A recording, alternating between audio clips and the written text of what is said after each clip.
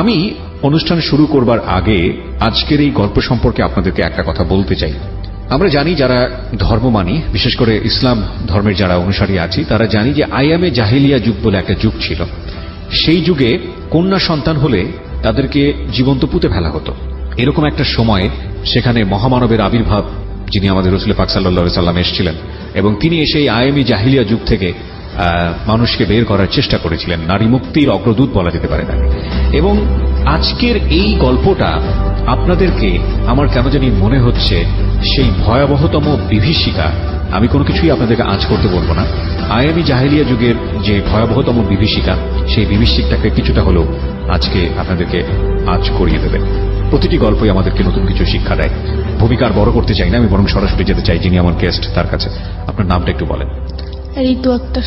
ঋতু কি পুরো নামটাই কি ঋতু আক্তার নাকি সাদিয়া জাহান ঋতু? সাদিয়া জাহান ঋতু। আপনি কি আপনার অরিজিনাল নামটা এখানে বলছেন নাকি ছদ্মনাম? অরিজিনাল নামটাই বলছেন।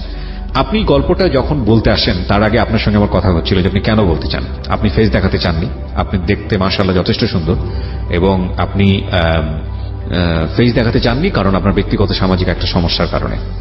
আর আপনি গল্পটা মূলত বলতে এসছেন শুধু হালকা হওয়ার জন্য, নিজের মনটাকে হালকা করার জন্য, রাইট? জি। আচ্ছা, মানে সমাজের কাছে বা কারো কাছে কোনো কিছু পাওয়ার জন্য এখানে আসেননি? জি না। Listen this girl very very carefully, প্রিয় শ্রোতা। ও কারো জন্য আসেনি, কারো কাছ থেকে ওর কোনো কিছু চাওয়ার নেই। ও শুধু ঘন্টা দুয়েকের জন্য এখানে এসছে, কুমিল্লা থেকে এসছে নিজের মনটাকে একটু হালকা করার জন্য। ওকে, শুরু করুন। ঋতু, আপনার যেখান থেকে বলতে ইচ্ছে করে, যেভাবে বলতে ইচ্ছে করে আমি শুনবো এবং লাখ লাখ শ্রোতাকে শোনাবো। আমরা খুব অধীর আগ্রহে অপেক্ষা করছি। আমার নাম ঋতু, আমি এসেছি কুমিল্লা থেকে। আমার বাড়ি কুমিল্লা লাকসাম, নাঙ্গলকোট থানায়। আমরা 4 ভাই বোন। বড় একটা ভাই আছে, দেশের বাইরে থাকে। আমি মেজু। আমার ছোট একটা বোন আছে, তার ছোট আরেকটা ভাই আছে। তো ছোটবেলা থেকে আসলে ছোটবেলার গল্পগুলো বলতে চাই না, কারণ ছোটবেলা আমার দিনগুলো অনেক সুখের কাটছে। আমার বাবা মা আমাকে যথেষ্ট, আমাকে না, আমাদের 4 ভাই বোনকে যথেষ্ট আদর, স্নেহ, ভালোবাসা সবকিছুই দিছে। তো আমি যখন খুব ছোট ছিলাম তখন আমার আগে আমার আরেকটা বোন হয়েছিল। তো বোন মারা গেছিল। তো আমার বাবা খুব মেয়ে পছন্দ করে, সবসময় বলতেন যে আমার যদি 2টা ছেলে না হয়, আমার যদি 4টা মেয়ে হইতো আমি আরো বেশি সুখী থাকতাম। তো যাই হোক, আমাদের একটা খুবই হ্যাপি ফ্যামিলি ছিল। বাবা কি করতেন? জি, বাবা দেশের বাইরে থাকে। আমি যখন ক্লাস 8-এ উঠি তখন আমার কাছে একটা ফোন ছিল। তো আমার বেশিরভাগ পড়াশোনা হয় আমার নানুর বাড়িতে। কারণ মানে কি এরকম যে আপনি জন্মের পর থেকে বাবাকে দেশের বাইরে দেখেছেন? হ্যাঁ। ওকে। ওইখানে সবার সাথে যোগাযোগ রাখতাম এতটুকুই, কারণ নানুর বাড়িতে ছিলাম। তো উনি বেশি একটা কিছু বুঝতো না, তো সেই জন্য আমার কাছে ফোনটা দেওয়া হয়েছে সবার সাথে কন্ট্যাক্ট করার জন্য। তো একদিন স্কুল থেকে আসছি 4টার সময়, এসে দেখি একটা অপরিচিত ফোন আসছে। অনেকবার ফোন আসছে, তো নাম্বারটা অপরিচিত দেখে আমি আরেকবার মিস করি। ওকে। দেওয়ার পর ওইখান থেকে ব্যাক করার পর আমি সালাম দিই, যেটা বলার দরকার, ভালো টালো কথা জিজ্ঞেস করি। তারপর আমি ওনার নাম জানতে চাইছি। তো উনি ওনার নাম রবিউল বলছে। আমি বললাম যে আপনি কেন ফোন দিচ্ছেন, কোত্থেকে নাম্বার পাইছেন? তো উনি বলল যে দেখেন, হয়তো আল্লাহ আপনার সাথে আমার কথা বলে দিবে, সেজন্য আমি হয়তো আপনার সাথে কথা বলতে পারছি। তো তখন আমি বলছি ঠিক আছে স্যার, ফোন টোন দিবেন না। তো বলে যে আপনার সাথে কথা বলতে কি সমস্যা? আমি বলছি যে হ্যাঁ, আমি অপরিচিত কারোর সাথে কথা বলি না। তারপরে একদিন রেখে দিছে। রেখে দেওয়ার পর 2-1 দিন পর পরই ফোন আসে। তো ফোন আসার পর ভালো মন্দ জিজ্ঞেস করার পর এতটুকুই, ভালো টালো কি করেন, কি করতেছি, কি খাইছেন, এতটুকুই। ওই সময়টাতে কি লোকটার নাম জিজ্ঞেস করা, কোথায় থাকে, কি করে? হ্যাঁ, অবশ্যই জিজ্ঞেস করছি। ওনার নাম বলছে রবিউল, নামটা ঠিক বলছে। উনি একটা এজেন্সিতে কাজ করতো, ওনার বাড়ি হচ্ছে ডোমবাড়িয়া, গ্রামের নাম। তো যাই হোক, ওইখানে কাজ করে। তো একদিন আমাকে বললো যে আপনাকে একটা কথা বলবো, আপনি যদি কিছু মনে না করেন। তো আমি বলছি ঠিক আছে বলেন। বলে যে যদি হ্যাঁ হয় তো হ্যাঁ বলবেন, আর যদি না হয় না বলে দিবেন, কিন্তু রাগ করবেন না। আমি বলছি ঠিক আছে, আমি রাগ করবো না, আপনি বলেন। তো উনি আমাকে বললো যে দেখেন, আপনার কথাগুলো আমার খুব ভালো লাগে, আমি আপনার সাথে আপনার ফ্রেন্ড হতে চাই। ওকে। তো আমি আপনার সাথে ফ্রেন্ড হব, আমাকে একটু চিন্তা ভাবনা করতে হবে। তো বলে যে কতদিন লাগবে? আমি বলছি 6 মাসও লাগতে পারে, 1 বছর লাগতে পারে, আবার 1 মাসও লাগতে পারে। বলে যে না, এত লং টাইম তো নিতে পারবো না, আমি আপনাকে 1 সপ্তাহ সময় দিলাম। আমি বলছি না, তো উনি আমাকে খুব জোরাজোরি করতেছে। জোরাজোরি করার পর আমি বলছি ঠিক আছে, আমি 1 সপ্তাহ পর, তবে 1 সপ্তাহের মধ্যে আপনি আমাকে আর ফোন কল কোনো কিছু দিতে পারবেন না। আচ্ছা। তো রেখে দিছে। রেখে দেওয়ার পর 1 সপ্তাহ পর ফোন দিছে। ফোন দেওয়ার পর আমি বলছি যে হ্যাঁ ঠিক আছে, আমি আপনার বন্ধু হতে পারি, তবে 1 শর্তে। তো বললো যে কি শর্ত? আমি বলছি জাস্ট বন্ধুই, বন্ধুর বাইরে আমি আর কোনো কিছু করতে পারবো না। বলছি ঠিক আছে, করতে হবে না। তো তখন আমি ক্লাস 8-এ উঠি, জানুয়ারি মাসের কথা। তো এভাবেই ওনার সাথে কথা বলি, কথাবার্তা চলতেছে। তো কথাবার্তা চলার মাধ্যমেই উনি আমাকে দেখা করার কথা বলছে এর মধ্যে অনেকবার। তো দেখা করার কথা বলছে, আমি আসলে দেখা করতে চাই না ওনাকে। তো 1 বছরের মাথায় উনি আমাকে প্রপোজ করেন। প্রপোজটা কিভাবে করলো? ফোনের মাধ্যমে? হ্যাঁ, ফোনের মাধ্যমে। 1 বছর কোনো দেখা হয়নি। এর মাধ্যমে কি আপনাদের এর আগে বা মানে ফেসবুক বা অনলাইনে কোথাও? না না, তখন তো আমি ফেসবুক এমনিতে নর্মাল একটা ফোন ইউজ করতাম, এছাড়া কোনো কিছু ছিল না? শুধু আপনাকে just- দেখিনি? না না দেখিনি। দেখেই আপনাকে প্রপোজ করে ফেলেছে? হ্যাঁ, প্রপোজ করে Okay. ফেলছে। 1 বছর কথা বলার পর প্রপোজ করে ফেলছে। তো আমি বলছি ঠিক আছে, আপনি আমাকে। বয়সটা জানা ছিল? লাইক আপনি তখন ক্লাস 8-এ পড়েন, ওর বয়স কত ছিল? ওনার বয়স তখন 24 বছর ছিল। তো আপনি তখন খুব বেশি হলে 13 থেকে 14 বছর হ্যাঁ, বয়স, তো তখন 10 আসলে- বছরের তখন ডিফারেন্স। আমার ওনার বয়সটা ভালো লাগতো। ভয়েসটা ভালো লাগতো? হ্যাঁ, তো ফোনে আমি কথা ওনাকে দেখিনি। আচ্ছা আচ্ছা, তাও okay. কি আর ওনাকে দেখি না, জাস্ট ওনার সাথে কথা বলতে আমার ভালো লাগতো। আচ্ছা। তো এসের জন্য কথা বলতাম। তো কথা বলার পর উনি আমাকে প্রপোজ করলো, বলে যে আপনার সাথে আপনার মানে কথা অনেক চিন্তা ভাবনা করলাম, আপনার মতো এরকম একজনকে খুঁজছি, বা আপনাকে আমার খুব ভালো লাগে, আপনাকে যদি আমার জীবন সঙ্গী হিসেবে পাইতাম তাহলে অনেক ভালো হইতো। তো আমি বলছি আপনি কি আমার দেখেন নাই? দেখেন আমি তো দেখতেও সুন্দর না, আপনি আর আপনি যেভাবে চাচ্ছেন আমি তো ওরকম না। বলে যে না, যার কথা সুন্দর সে এখানে আমি জানি না, আমি নিজের একটা ঘটনা ছোট্ট করে একটু শেয়ার করব। Sorry for this interruption, but this is very important. এই যে না দেখে যে আকর্ষণটা জন্ম হয় একজন আরেকজনের প্রতি, ভুলেও ভাববেন না যে তার শক্তি নেই। এটা ভয়াবহতম শক্তিশালী আকর্ষণ, ভয়াবহ, মানে আনথিঙ্কেবল। এটা আমার ব্যক্তি জীবনে একবার হয়েছিল। আমি তখন একেবারে ইনিশিয়ালি, আজ থেকে 12 বছর বা 11 বছর আগের কথা। যিনি হয়তোবা রেডিওটা শুনছেন উনি, আমি জানি না, কারণ তাকে আমি আজ পর্যন্ত চোখে দেখিনি। এবং আমি নিজে জানি যে এটা কত ভয়াবহতম হতে পারে। আমার মনে আছে, আমি ঘটনাটা খুব ছোট করে বলি, নামটা পর্যন্ত আমার মনে আছে। আমি নামটা বলবো না, কারণ নামটা বললে নামের সাথে হয়তো অনেকেরই নাম মিলে যাবে, হয়তো সেটা ভালো হবে না তার জন্য। এই মেয়েটি, আমি তখন ইউনিভার্সিটির অনার্স কমপ্লিট করে ফেলেছি, মাস্টার্সে পড়ছি, এরকম একটা সময়ের ঘটনা। হঠাৎ করে নাম্বারে একটা ফোন আসলো এবং কথোপকথন শুরু করলাম। এমন হলো যে ঘন্টায় ঘন্টা তার সঙ্গে আমার কথা বলতে হচ্ছে, এবং আমি কোনোভাবে মাথা থেকে বের করতে পারছি না। 2 দিনের মাথায় কি আমি ফুললি যেটা দেখলাম যে আমি প্রচন্ড রকম ভাবে অ্যাডিক্ট হয়ে গেছি তার ভয়েসের প্রতি। মানে আমি তার ভয়েসের ফ্যান ছিলাম। এবং সে এরকম বলল যে, আমি তখন মহসিন হলে থাকতাম, এবং সে বলল যে সে শামসুন্নাহার হলে থাকে। ইনফ্যাক্ট আমার মহসিন হল থেকে শামসুন্নাহার হলের দূরত্ব খুব বেশি না।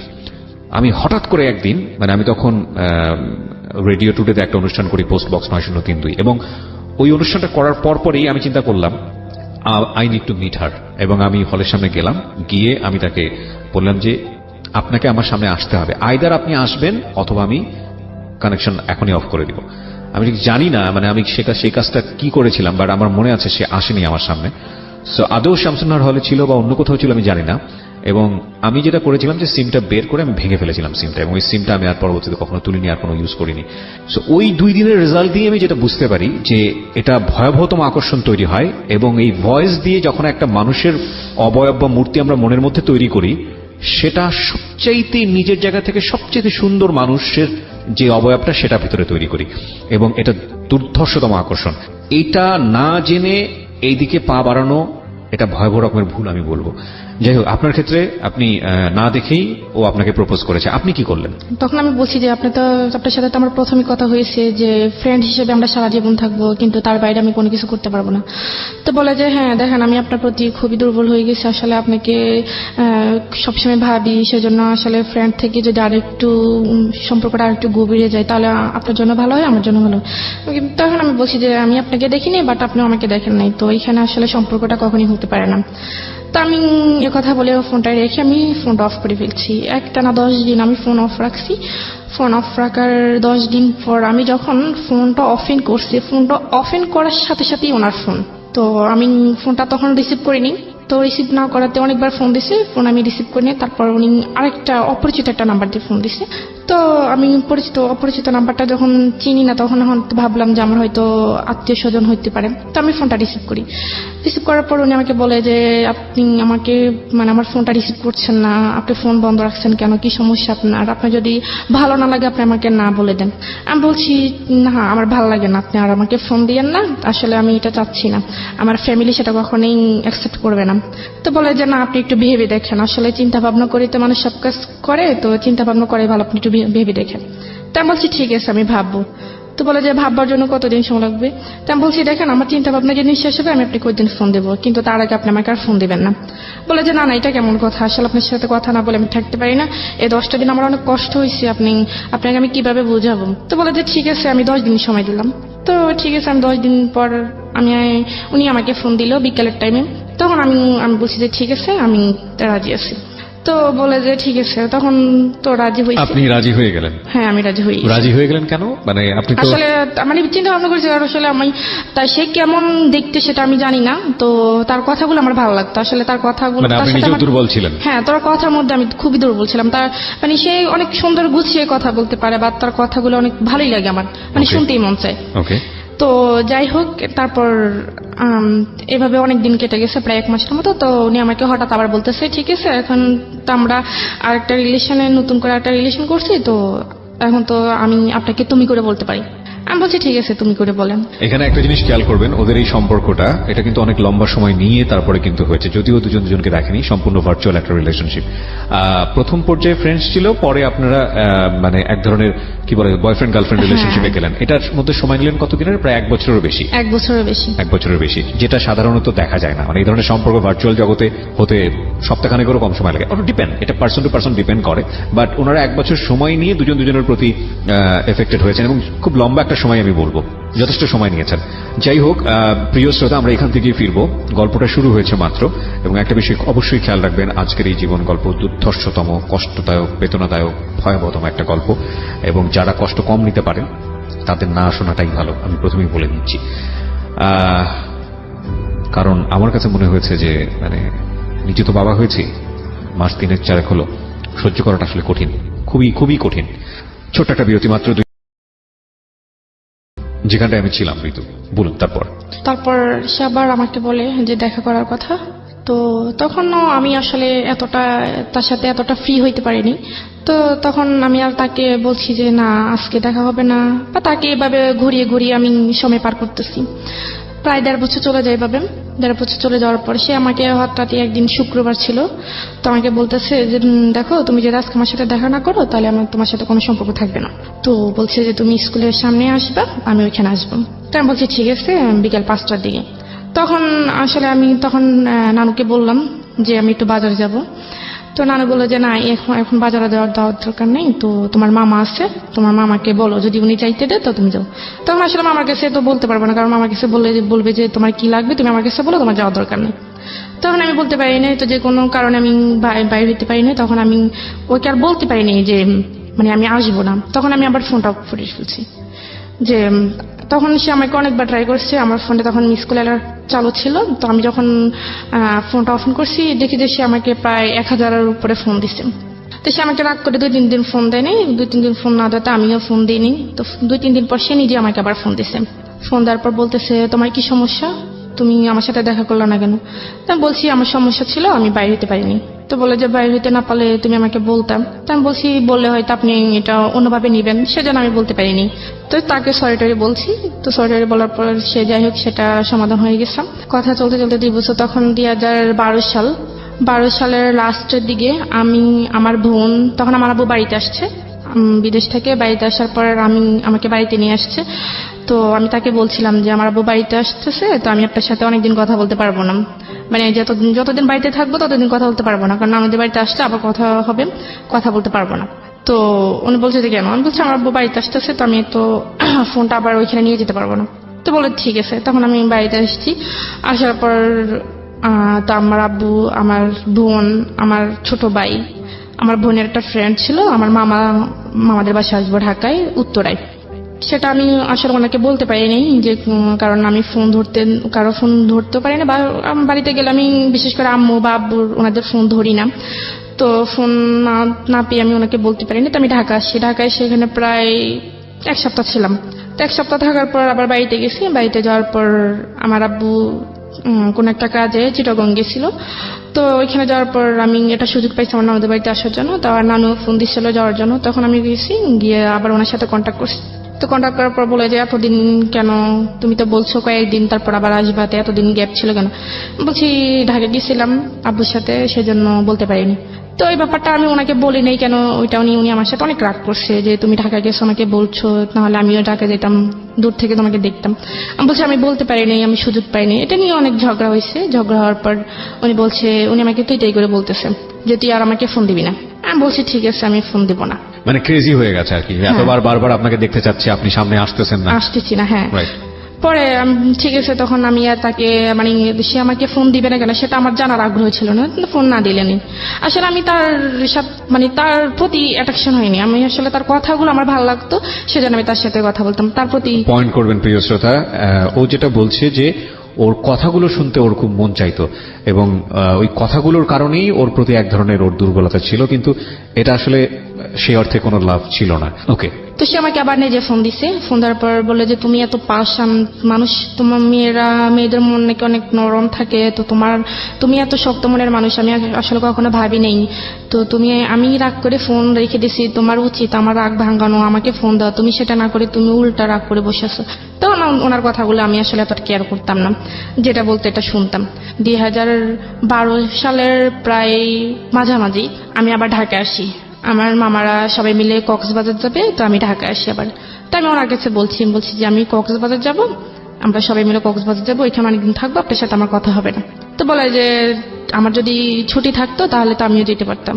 তো বলে যে ঠিক আছে, তোমরা যেদিন যাবে তার একদিন আমাকে ফোন দিয়া। তো আমরা যেদিন যাবো তার একদিন ওনাকে ফোন দিছি, তো উনি যেতে পারবেন, উনি ছুটি নিতে পারেনি। তো আমরা চলে গেছি ওইখানে প্রায় 15 দিনের মতো ছিলাম।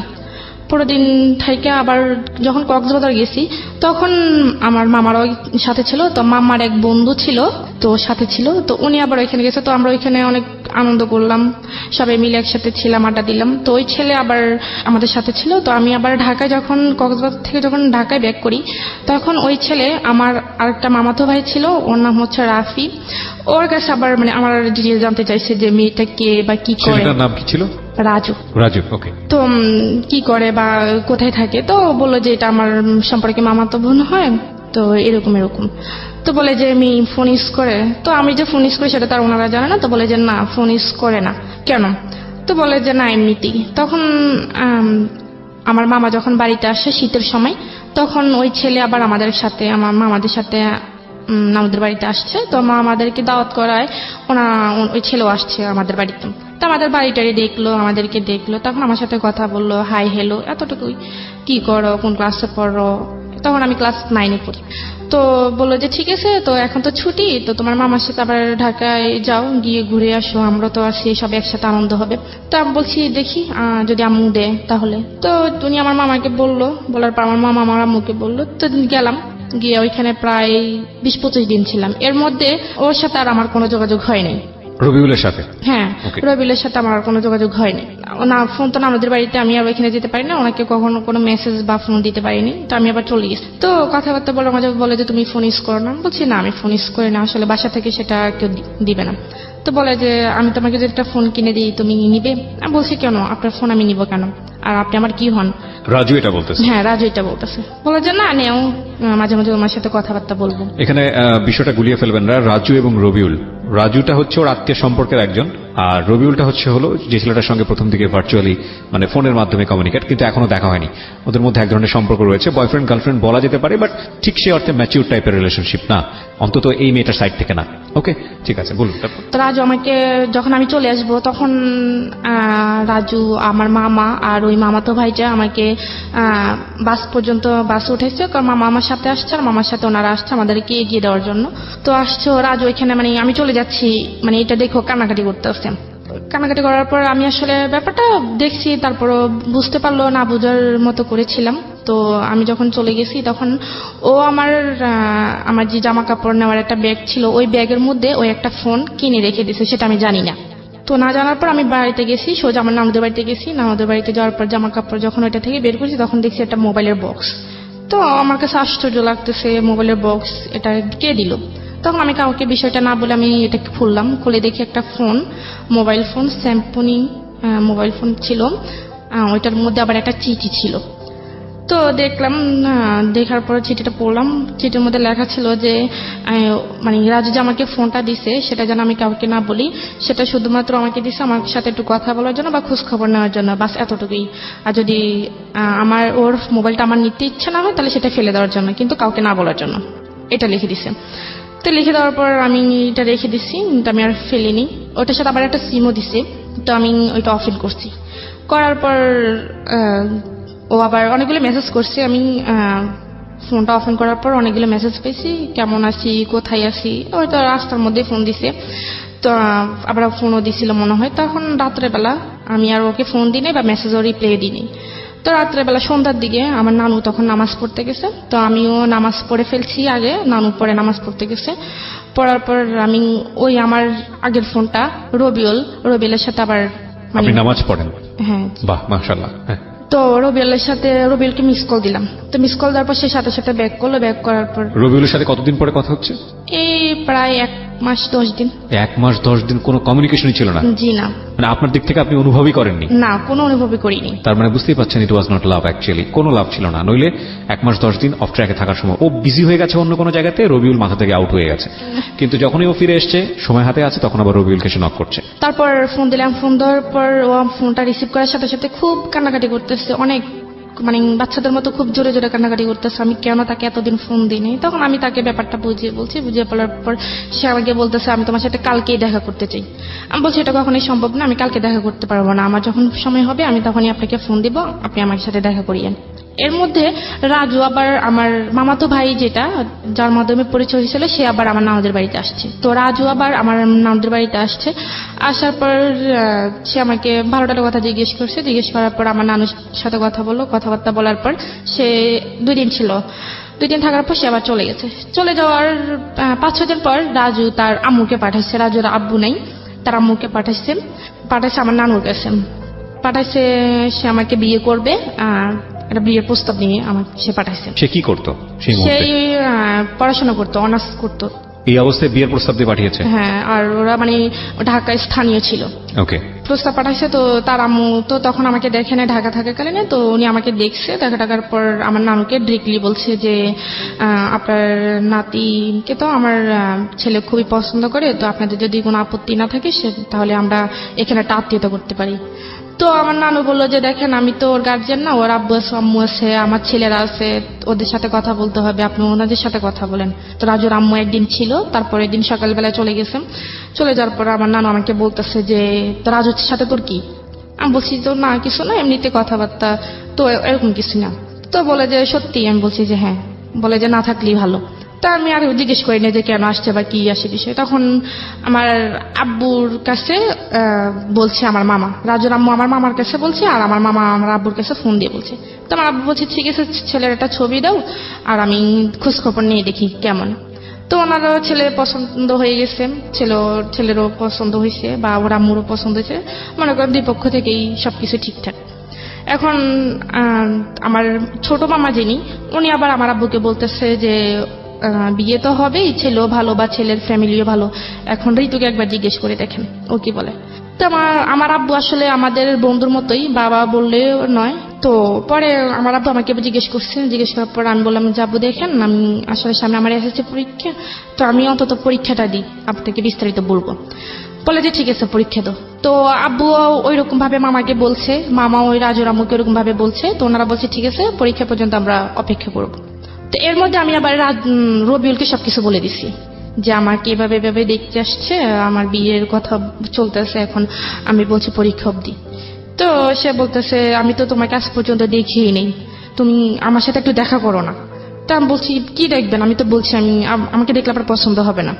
তো দেখা এরকম করতে করতে তখন সে যে একটা এজেন্সিতে কাজ করে সেটা আমাকে বলছে। তখন আমি খোঁজখবর নিয়ে জানতে পারি এটা আমাকে রং বলছে।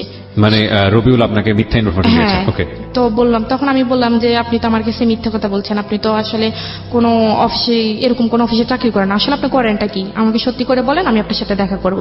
ওকে, তো বলে যে আমি আসলে একটা প্রাইভেট কোম্পানিতে জব করি, তো যে কোনো ভাবে এটা ওই কোম্পানির মালিক পালিয়ে গেছে, এখন আসলে আমার উপর অনেক ধার দেনা, এখন আমি আসলে বাড়ি থেকে বের হতে পারতেছি না, এখন অন্য একটা জায়গায় অ্যাপ্লাই করতেছি। তারপর আমি বললাম, তো সেটা আমাকে বললেন না কেন আগে? তো বলে যে বলিনি, এমনিতে আসলে এটা একটু আমি লুকিয়ে রাখছি, এটা বলতে চাইনি। তা আমি বলছি ঠিক আছে। তো তখন আমি তাকে নিজে ফোন দিতাম, আমি তাকে ফোন দিয়ে আমি তার সাথে কথা বলতাম, এমনকি সে আমার কাছে অনেকবার প্রায় 2-3 বার টাকা চাইছে তার মানে পকেট খরচের জন্য। আমি 2-3 বার প্রায় তাকে 10-12 হাজার টাকা দিছি, কিন্তু আচ্ছা। দেখা সাক্ষাৎ কোনো কিছুই না। আচ্ছা, তখন আমি যখন বিয়ের ব্যাপারটা বলছি, তখন আম্মু আমাকে বলল যে দেখ, ছেলেও ভালো, ছেলের ফ্যামিলিও ভালো, তুই রাজি হয়ে যা, এসএসসি পরীক্ষার পরে বিয়েটা হয়ে যাক, তুই রাজি হয়ে যা, অন্য কোথাও যদি কোনো কিছু থেকে থাকে সেটা বাদ দিয়ে দে। তা আমার আম্মা আমাকে এভাবে বলছে, তখন আমি একটু ডাউট করছি যে আমার আম্মা আমাকে হয়তো একটু সন্দেহ করছে। জি, তো সন্দেহ করার পর আমি তাকে আবার রবিউলকে বলে দিচ্ছি, বলে দেওয়ার পর আমি বলছি যে দেখেন, আপনার সাথে যা হওয়ার হয়ে গেছে, আমি আপনার সাথে আর কথা বলতে পারবো না, তা আপনি আমাকে ক্ষমা করে দেন, আপনার সাথে যদি কোনো বেয়াদবি করে থাকি, আসলে এইভাবে আমি ফ্যামিলির বাইরে যেতে পারবো না। এটা রবিউলকে বললেন? হ্যাঁ, আমি রবিউলকে বলছি। তখন রবিউল তো অনেক খুব কান্নাকাটি করছে, সে ও কি বাসার ঠিকানা জানতো, আপনার বাসার ঠিকানা? হ্যাঁ, সে আমার বাসার ঠিকানা জানতো, আমি আচ্ছা। তাকে সবকিছুই সত্যি বলে সঠিক দিয়েছি। বলেছেন, হ্যাঁ। তখন সে খুবই কান্নাকাটি করছে, সে বলতেছে ঠিক আছে আমি তোমাদের বাড়িতে আসতেছি। আমি বলছি যে না, আমার যদি ভালো চান আপনি কখনই আমাদের বাড়িতে আসবেন না, আর আসলে অনেক খারাপ হয়ে যাবে। তখন আমি তাকে এরকম কোনো কিছু বলার পর সে আসেনি। আসার পর সে বলছে ঠিক আছে, তুমি আমাকে তো বিয়ে করবে না নাকি? আমি বলছি যে হ্যাঁ, করবো না। তো বলে যে ঠিক আছে, তাহলে তুমি আমার সাথে শুধু একবার দেখা করো, একবার দেখা করার পর আমি তোমাকে কথা দিতেছি জীবনে তোমাকে আর ফোন দিব না। তো আমি বলছি একবার দেখা করে কি লাভ? সে বলে যে আমি কেমন মেয়ের সাথে কথা বলছি, তাকে শুধু একবার দেখার ইচ্ছে, আর কিছুই না। আমি বলছি আপনি কথা দিচ্ছেন তো? তো সে বলতেছে যে হ্যাঁ, আমি কথা দিছি। তো এর মধ্যে সে আবার ব্রাহ্মণবাড়িয়া, সে এখানে একটা আপনার মাইক্রো ক্রেডিট একটা চাকরি পাইছে জি, ব্রাহ্মণবাড়িয়া। তো আমি আবার ঢাকা যাই মামাদের বাসায়। তখন আমার মামানি প্রেগনেন্ট ছিল, তো তখন উনি খুব অসুস্থ ছিল, তো ওনাকে আমি দেখতে গেছিলাম, আমার আম্মু গেছিল সাথে। তো আমার আম্মু গিয়ে আমার আম্মা আমাকে রেখে চলে আসছে। তো আমি ওইখানে ছিলাম, থাকার পর ওইখানে আবার মামাদের পাশের ফ্ল্যাটে একটা মেয়ে থাকতো, নাম হচ্ছে রিয়া করে। তার সাথে আমার আবার খুব ভালো একটা বন্ধুত্ব ছিল, তার সাথে আমি আবার সবকিছু শেয়ার করছি। তো শেয়ার করার পর তখন আমি ঢাকা গেছি, ঢাকা যাওয়ার পর সে আমাকে বলতেছে যে আমি ব্রাহ্মণবাড়িয়া যাওয়ার জন্য, তার সাথে দেখা করার জন্য। তা বললাম আমি একটা মেয়ে হয়ে আমি ওইখানে কিভাবে যাই? বলে যে দেখো, আমি তো নতুন অফিসে জয়েন করছি, নতুন, এখন তো আমাকে ছুটি দিবে না, তো আমি আসলে কিভাবে তোমার কাছে যাবো, তুমি একটু আমার কাছে আসো। তা বলছি ঠিক আছে। তখন আমি ওই রিয়াকে নিয়ে বাইরে বের হওয়ার নাম করে ওকে নিয়ে যাই। শুক্রবার দিন ছিল তখন। ইন দ্য মিন টাইম কি আপনার রাজুর সঙ্গে দেখা সাক্ষাৎ করা, কথাবার্তা হওয়া, এগুলো কোনো কিছু হচ্ছে? না, ওই কথা বিয়ে প্রস্তাব যখন পাঠিয়েছে, যেহেতু ফোনটা আপনার কাছে আছে সেজন্য জিজ্ঞেস করছি। ফোনটা আমার কাছে আছে, ফোনে কথাবার্তা ওই হয় না? ফোনটা দিয়ে আমি আবার রবির সাথে কথা বলি, কিন্তু রাজুর সঙ্গে কথা বলেন না? রাজুর সাথে আর কথা বলি না। আচ্ছা, যাই হোক, গেলাম ব্রাহ্মণবাড়িয়া বিশ্ব রোড, ওইখানে রবিয়াল আসছে।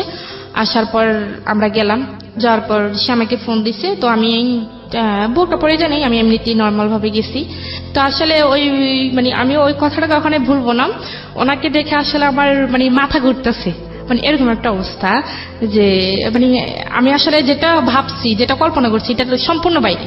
সে মনে করেন তখন খুবই হ্যাংলা ছিল, অনেক কালো ছিল।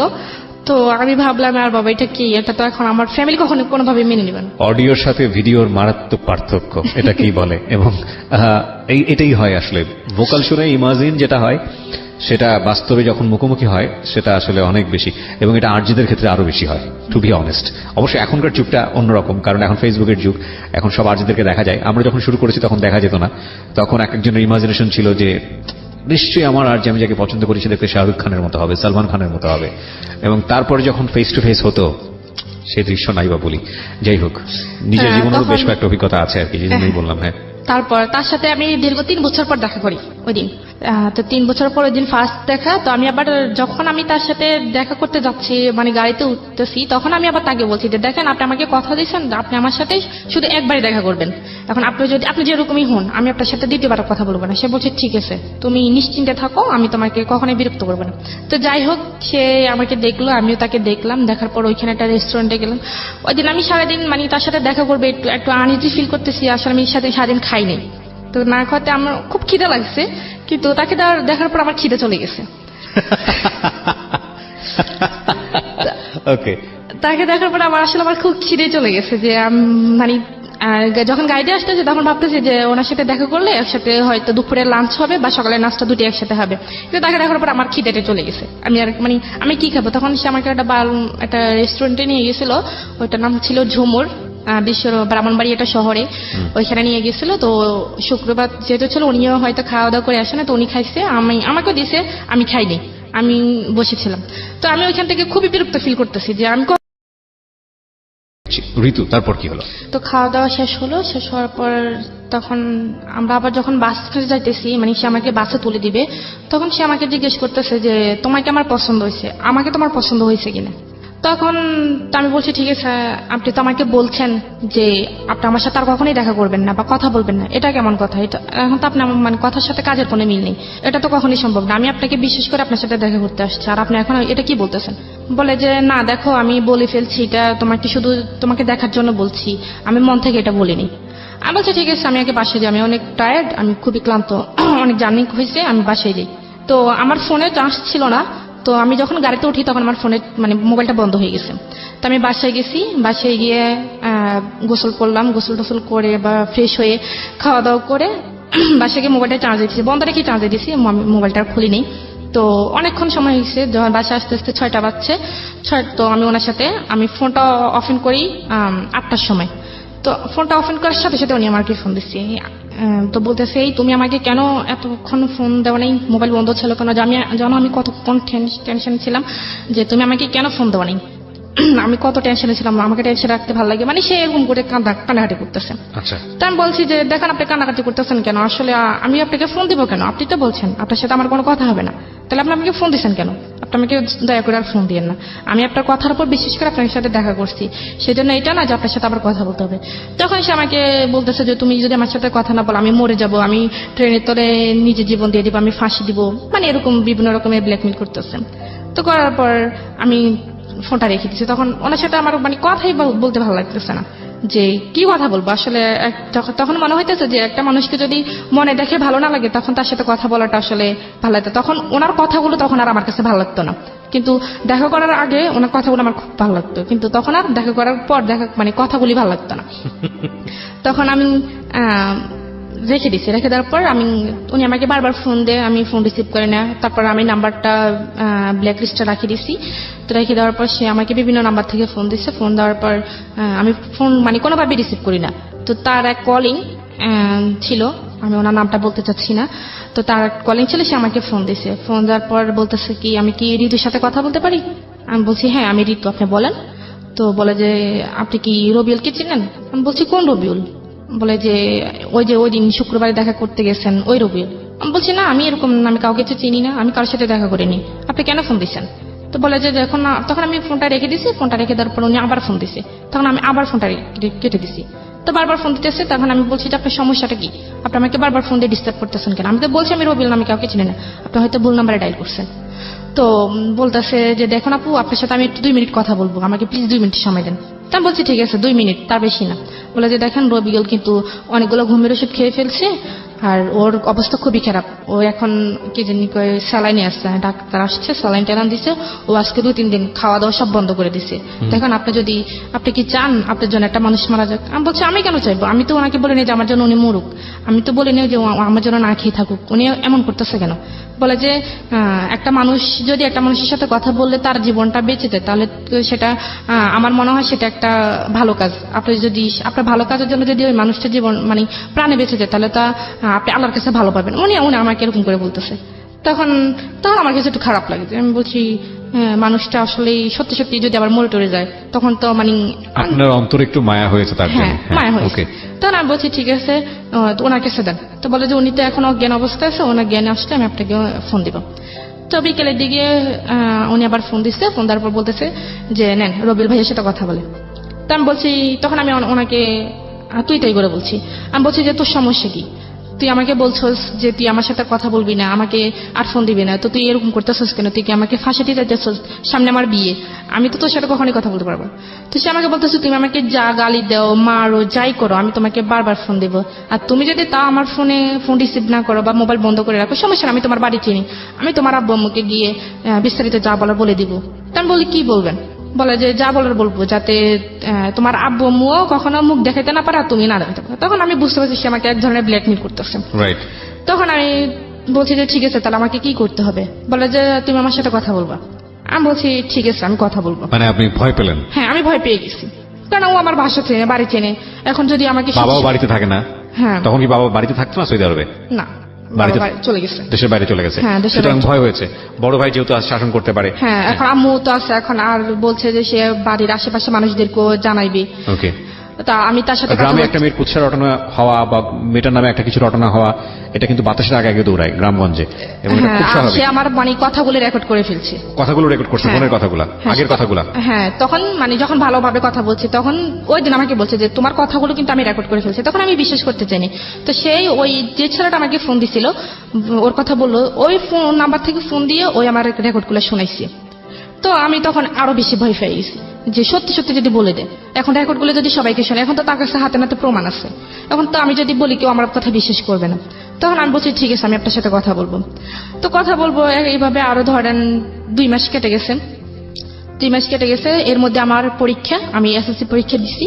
তো এসএসসি পরীক্ষা যেদিন শেষ হবে সেদিন বিকেলে সে আমাকে ফোন দিছে, না তার আগের দিন বিকেলে ফোন দিছে। তার আগের দিন বিকেলে ফোন দিয়ে বলতেছে যে তোমার এসএসসি পরীক্ষা, তোমার তো কালকে পরীক্ষা শেষ, তাহলে তুমি তার স্কুলে যেতে পারবে না, বাসা থেকে বের হতে পারবে না, তুমি আমার সাথে জাস্ট একটু দেখা করবা, আমি তোমার সাথে দেখা করব, অনেকদিন দেখা করি না।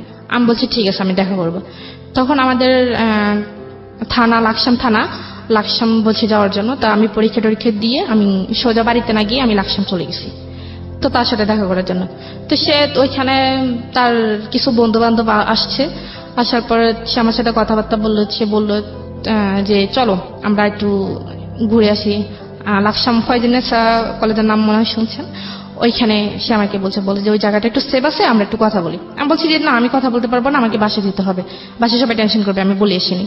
বলছি যে না, একটু সময়, 5 মিনিট সময় দাও। তখন আমি এখানে গেছি, দেখি যে তার অনেকগুলো বন্ধু, তার প্রায় 10-12 জন তার বন্ধুরা চলে এসছে। চলে এসে আমাকে ভাবি যাবি বলতেছে, ভালো ডালো। তখন আমার কাছে আশ্চর্য লাগতেছে, আমি কি ব্যাপার, ওরা কোথেকে আসছে? বলে যে এখানে ওরা অনেকদিন পর, ওরা ঢাকার বাইরে থাকে, কেউ চিটাগাং থাকে, কেউ বরিশাল থাকে, বিভিন্ন রকম বিভিন্ন জন বিভিন্ন জায়গায় থাকে, তারা এখানে আসছে, তো তোমাকে দেখতে চেয়েছে, এই জন্য দেখাইতে আসছি। তখন আমি বলছি ঠিক আছে, তাহলে আমি চলি। তখন আমার কাছে একটু ডাউট লাগছে, তখন ওদের মানে ভাব ভঙ্গি আমার ভালো লাগতেছে না। তো আমি চলে যাওয়ার জন্য বলছি, সে আমার হাতটা ধরে ফেলছে, মানে ধরে বলছে না। তখন আমার আমি রাগ করে ফেলছি যে আপনি সমস্যা কি, আপনি আমাকে আমার হাত ধরছেন কেন, আপনি আমার হাত ছাড়েন। বলে যে না, তুমি আসছো তোমার ইচ্ছায়, তুমি তো তোমার ইচ্ছে যেতে পারবো না, তুমি আমার ইচ্ছে যেতে হইব। আমি বলছি আপনি আমার হাত ছাড়বেন নাকি আমি এখানে চেঁচামেচি করবো? বলে যে চেঁচামেচি করো, করলে কয়জন তোমার কথা বিশ্বাস করবে? সবাই আমার পক্ষে, তোমার পক্ষে তো কেউ নেই। তো আমি বলছি আপনার সমস্যাটা কি? বলে যে আমি তোমাকে বিয়ে করবো। আমি বলছি আপনার মাথা ঠিক আছে, আপনি কেন আমাকে বিয়ে করবেন? আর আমি তো আপনাকে কখনোই ভালোবাসিনি, আপনি জাস্ট আপনি বলছেন আপনার সাথে কথা বলার জন্য, আমি আপনার সাথে কথা বলতেছি, আমি তো বলি না আপনাকে বিয়ে করবো। বলে যে আমাকে বিয়ে করতে হবে, আমি তোমাকে আজ এক্ষুনি বিয়ে করবো, সবকিছু রেডি আছে, তুমি শুধু যাবে, গেলে বিয়েটা হয়ে যাবে। আমি বলছি কখনই না, আমি কখনই বিয়ে করতে পারবো না। বলা যে বিয়ে করবা নাকি আমি তোমার কি জানি বাবা মার মুখে চুনকালি মাখবো? আমি বলছি মাখেন, যা করার আপনি করেন, আপনি আমার হাত ছাড়েন। বলে যে না, তুমি এখান থেকে যাইতে পারবে না। তখন সে এক প্রকার আমার সাথে যোগাযোগ করতেছেন, এই বন্ধু বান্ধব সবার সামনে? হ্যাঁ, সবার সামনে সে আমার সাথে জোরাজোরি করতেছে, আমার হাত নিয়ে টানাটানি করতেছে। তার বন্ধুরা তার পক্ষে। আপনার সঙ্গে কেউ ছিল? আমার সাথে কেউ ছিল না, আমি একাই গিয়েছিলাম ওইখানে। তো তখন আমি অনেক ভয় পেয়েছি, তখন আমি খুব কানাকাটি করতেছি। তখন আবার ওই কলেজের মাঠেই মনে করেন বিকেল টাইমে খুবই ফাঁকা ছিল, আর আশেপাশে কোনো লোকজন ছিল না যে আমি কাউকে ডেকে মানে আমার সমস্যার কথা বলবো। তখন তার একটা বন্ধু একটা প্রাইভেট কার নিয়ে এসছে, নিয়ে এসে আমাকে মানে টান মেরেই মানে গাড়ির ভিতরে ঢুকিয়ে ফেলছে। ঢুকে ফেলার পর তখন কি জানি মানে তারপর কি হয়েছে আমি আর জানি না। তখন আমার যখন জ্ঞান আসছে তখন আমি একটা রুমের মধ্যে একটা বাসার মধ্যে ছিলাম, ফ্যামিলি বাসার মধ্যে ছিলাম। তখন আমার চোখে পানি টানে দিচ্ছে, দেওয়ার পর তখন বাড়ি তখন জ্ঞান ফিরছে ঠিকই, কিন্তু আসলে আমি কথা আবারও ফিরছি ঋতুর কাছে। হ্যাঁ, তারপরে আপনি দেখলেন যে কোন একটা জায়গায় আপনি তখনও ঠিক মতো শারীরিকভাবে ওকে না। হ্যাঁ, তো তারপর ওইখানে একটা মহিলাকে দেখলাম। তো উনি আমাকে বললো যে তুমি ঠিক আছো? তা আমি বলছি আমি কোথায়, আমি বাড়ি যাব, আমাকে বাড়িতে নিয়ে যান। তুমি জানো তুমি কার কাছে আসছো? আমি বলছি যে না। আপনি কে? বলে যে তুমি যে ছেলের সাথে আসছো আমি ওই ছেলের আন্টি হই। তা আমি বলছি দেখেন উনি আমাকে জোর করে এখানে আনছে, আমার আসলে কোনো আসার ইচ্ছে ছিল না, আপনি আমাকে যাওয়ার একটা ব্যবস্থা করে দেন। বলে যে না, ওরা তো বিয়ের ব্যবস্থা করতে গেছে, তোমাদের তো নাকি আজকে বিয়ে। আমি বলছি যে না, আমার তো বিয়ে করার ইচ্ছা নেই, দেখেন আমার বিয়ে ঠিক হয়ে গেছে, এখানে আমি আসলে থাকতে পারবো না। আর আপনি বুঝার চেষ্টা করেন, আমি তো ওনার সাথে জাস্ট ফ্রেন্ড হিসেবে কথা বলছি। তো বলে যে না, তুমি মিথ্যা কথা বলো কেন, আমি তো সব শুনছি। তো উনি আমাকে এড়িয়ে যাইতেছে এভাবে। যাওয়ার পরে তো যাই হোক, এখন ও ছেলে আসছে, আসার পর আমি ওই ছেলের পা ধরে ফেলছি, পা ধরে মাপ চাইতেছি রবিউলের। হ্যাঁ, পা ধরে মাপ চাইতেছি যে আমাকে একটু চলে যেতে দেন, আমার জীবনটাকে এভাবে নষ্ট করিয়েন না। তো সে বলতেছে যে আমার মধ্যে কি নেই, আমি তোমার জীবন কেন নষ্ট করবো, আমি তোমাকে বিয়ে করতে চাই, এমন তো না যে তোমাকে নিয়ে টাইম পাস করতেছি বা তোমাকে নিয়ে কোথাও গিয়ে সময় কাটাতেছি, আমি তো তোমাকে বিয়ে করতে চাই। তো আমার মধ্যে কি এমন নেই যে তুমি আমাকে ভালোবাসো না? তখন আমি বলছি যে আপনি নিজের চেহারাটা একটু আনের মধ্যে গিয়ে দেখছেন, আমি বলছি। বলার পর সে আমাকে একটা থাপ্পড় মারছে ওইখানে, অনেক জোরে একটা থাপ্পড় মারছে। থাপ্পড় মারা আমার খুব কানাকাটি করতেছি। কানাকাটি করার পর বলতেছে যে তুই যদি আমাকে বিয়ে না করিস এখানে তুই আমার লাশ দেখবি। আমি বলছি আপনি মরেন, যাই করেন, এটা আপনার ইচ্ছা, আমি আর আপনার কোনো কথায় আমার মন গলবে না। তখন সে কি করছে, একটা তরকারি কাটার যে ছুরিগুলা ওইগুলা এসে তার হাতের মধ্যে একটা করে দিচ্ছে। হ্যাঁ, তো অনেকগুলো রক্ত বাইরেছে।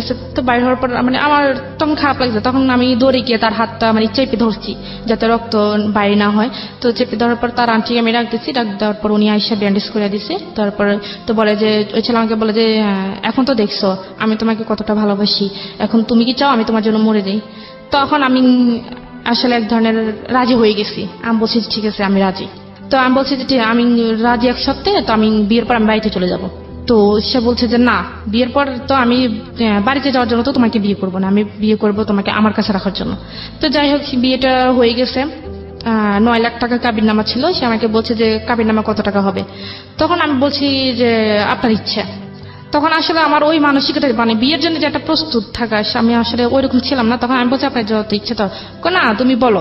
আমি বলছি যে ঠিক আছে 10 লাখ টাকা। তো কাজী বলতেছে ঠিক আছে, কেউ কিছু বলা দরকার না, আমি একটা বলে দিই। তো উনি 9,01,01 টাকা বলছেন। আপনার বয়স হয়েছিল বিয়ের? জি না, আমার বয়স তখন আমি ক্লাস এসএসসি পরীক্ষা দিয়েছি, তখন আমার 16 বছর সামথিং, সর্বোচ্চ হলো 15-16 বছর। হ্যাঁ, তখন ছিল। তো তখন আবার আমার কাজী কত বয়স দেখালো? ওইখানে 20 বছর দিছে। 20 বছর দিয়েছে। হ্যাঁ, এরকম বিয়েটা যদি কেউ করায় এবং এটা যদি কোনোভাবে আইনি ঝামেলায় যায় তাহলে ওনারা তো ফাঁসবেনই, কাজী সবার আগে ফাঁসবে আর কি। তো যাই হোক, তো আমাকে ওই তো 9,01,01 টাকায় বলছে। বলার পর তো বিয়েটা হয়ে গেছে। হওয়ার পর সেই যেখানে চাকরি করে ব্রাহ্মণবাড়িয়া, সেখানে আমাকে নিয়ে গেছে ওই দিনই। ট্রেনে চলে গেছি আমরা। যাওয়ার পর ওইখানে একটা রুম নিল। রুম নেওয়ার পর কিছু জিনিসপত্র কিনলো। বাড়ির কথা আপনার মনে পড়েনি? বাড়িতে কি হচ্ছে? না, অবশ্যই পড়ছে। তখন আমি তাকে অনেকবার চেষ্টা করছি, তখন তো আমার কাছে ফোন ছিল না, কারণ আমি সাথে করে ফোন নিয়ে আসিনি। আর তাকে আমি অনেকবার বলছি যে বিয়ে যেহেতু হয়ে গেছে তখন তো বাড়ি থেকে কোনো সমস্যা করবে না, বাড়িতে জানাই। বলে যে না, এখন বাড়িতে জানালে সমস্যা করবে, আমরা আগে একটু সেটেল হই, তারপর বাড়িতে জানাবো। তখন সে যেভাবে বলতেছে সেভাবে, কারণ তার কথা যদি আমি একটু নড়চড় করি, সে আমাকে ছুরি টুরি দিয়ে ভয় দেখায়, তারপর হাত কাট নিয়ে ভয় দেখায়। তখন আমি আসলে অতটা ছিলাম না। তো বাড়িতে কি হয়েছে না হয়েছে সেটা আমি তখন জানি না। তো তখন আমাকে ওইখানে নিয়ে গেছে। নিয়ে যাওয়ার পর সে আমাকে একটা রুম নিল। রুম নেওয়ার পর টুকটাকি যা লাগে আর কি সব নিছে। নেওয়ার পর তো চলতেছি। তখন যাচ্ছি, বাড়িতে কি হয়েছে না হয়েছে সেটা তো আমি জানি না। তখন ওইখানে গেলাম। তো নেওয়ার পর সেই তো সারাদিন চলে গেল।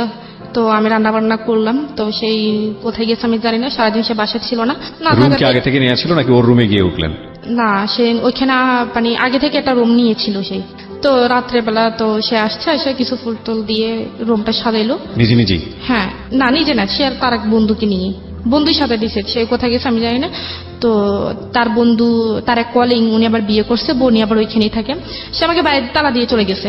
তো আমি সারাক্ষণ রুমের মধ্যে ছিলাম। তো রুমের মধ্যে থাকার পর সে বিকেলের দিকে আসছে, আর সে আমাকে বলতেছে তো তুমি রেডি হও।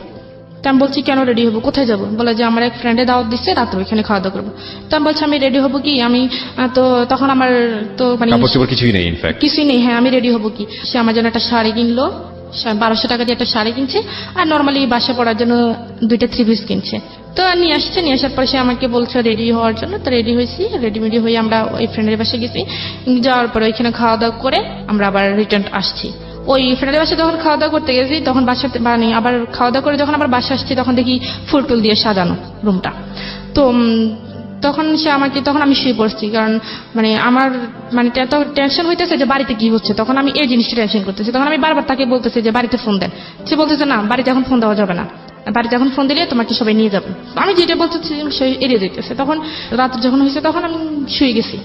তো সেই দোকানে গেল, দোকানে গিয়ে আমার জন্য, আমার খুব মাথা ব্যথা করতেছে, আবার পুরো শরীর জার্নি করছি, পুরো শরীর মানে ব্যথা হয়ে গেছে। সে আমার জন্য ব্যথার কিছু ওষুধ নিয়ে আসতে গেছে। তখন আসে দেখে যে মানে আমি, তখন আমার চোখটা একটু বুঝে আসছে। তো আসছে, সে যে দরজা খুলছে আমি টের পাইছি। টের পাওয়ার পর আমি ওই সেভ মতোই শুয়েছি। শোয়ার পর আমি একবার এক পাশে গিয়ে শুয়েছি। তো শোয়ার পরে সে আসছে, আইসে আমাকে উঠাইলো, বলে যে তোমার না শরীরে ব্যথা করতেছে, ওষুধ খাও। তো আমি ওষুধটা খাইছি। খাওয়ার পর কিছুক্ষণ পর ব্যথাটা একটু কমে আসতেছে, এরকম অনুভব হইতেছে। তখন সে আমাকে বললো যে তুমি কি ঘুমাই যাবা? আমি বলছি যে হ্যাঁ, আমি ঘুমিয়ে যাব। তো বলতেছে কেন, আজকে মানুষের জীবনের একটা প্রথম রাত আমাদের, আর এই রাতের জন্য মানুষ হাজার হাজার বছর অপেক্ষা করে, তুমি এই রাতেই ঘুমিয়ে কাটিয়ে দিবে? আমি বলছি আমার কাছে এটা কোনো রাত মত মনে হয় না, আমি আমার ঘুম আসতেছে, আমি ঘুমাবো। বললো যে না, আমার সাথে কথা বলো। আমি বলছি যে আপনার সাথে আমি কথা বলবো কালকে। তার কথা আমি আসলে এক কান দিয়ে নিতেছি, এক কান দিয়ে ফেলে দিচ্ছি। আমার মূল উদ্দেশ্য হচ্ছে আমি যদি কোনো রকম একটু সুযোগ পাই আমি পালিয়ে যাবো, বাড়িতে গিয়ে তারপর সব ঘটনা বলে দিব। হ্যাঁ, পালিয়ে যাবো। তখন আমার খুব ঘুম আসতেছে। তখন আমি একবার মানে বসা অবস্থা ঘুমিয়ে গেছি। তখন ঘুমিয়ে যাওয়ার পর সে আমাকে মনে হয় শোয়াইছে। তখন আমি আর বলতে পারবো না কি হয়েছে। তখন সকালে সে আমাকে আবার তালা মেরে চলে গেছে, অফিসে চলে গেছে। তো আশেপাশে ফ্ল্যাটে কেউ ছিল না আপনাদের? হ্যাঁ ছিল। তো আপনি তো ওখানে নক করে বললেও তো বলতে পারতেন। মানে গেটটা এমন ভাবে ছিল, মনে করেন দরজাটা ছিল বাইরে, আর ভিতরে আবার আরেকটা ইয়ে ছিল, মানে গ্রিলের মতো। আচ্ছা, মানে হলেও সম্ভব না, চিল্লালেও হয়তো অনেকে শুনবে না। হ্যাঁ। আচ্ছা। আর পরে কি করছে, তখন আমি উঠছি, উঠে ফ্রেশ হয়েছি। ফ্রেশ হয়ে আমি নাস্তা খাইনি, আমি চাটা শুধু খাইছি, আর পরোটা খাইনি। তো না খাওয়ার পর এখন আমি রান্না বান্না করে কিছু করি না, সে দুপুরে খাওয়ার জন্য আসছে। বাচ্চা ঠিক কিছু সমস্যা না, রান্না করে না, আমি হোটেল থেকে নিয়ে আসছি। তখন সে হোটেল থেকে মাছ আর কি জানি নিয়ে আসছে, আমার মনে নেই। তো নিয়ে আসার পর সে মানে আমাকে খাই দিতে চাইতেছে। তো আমি খাই নেই।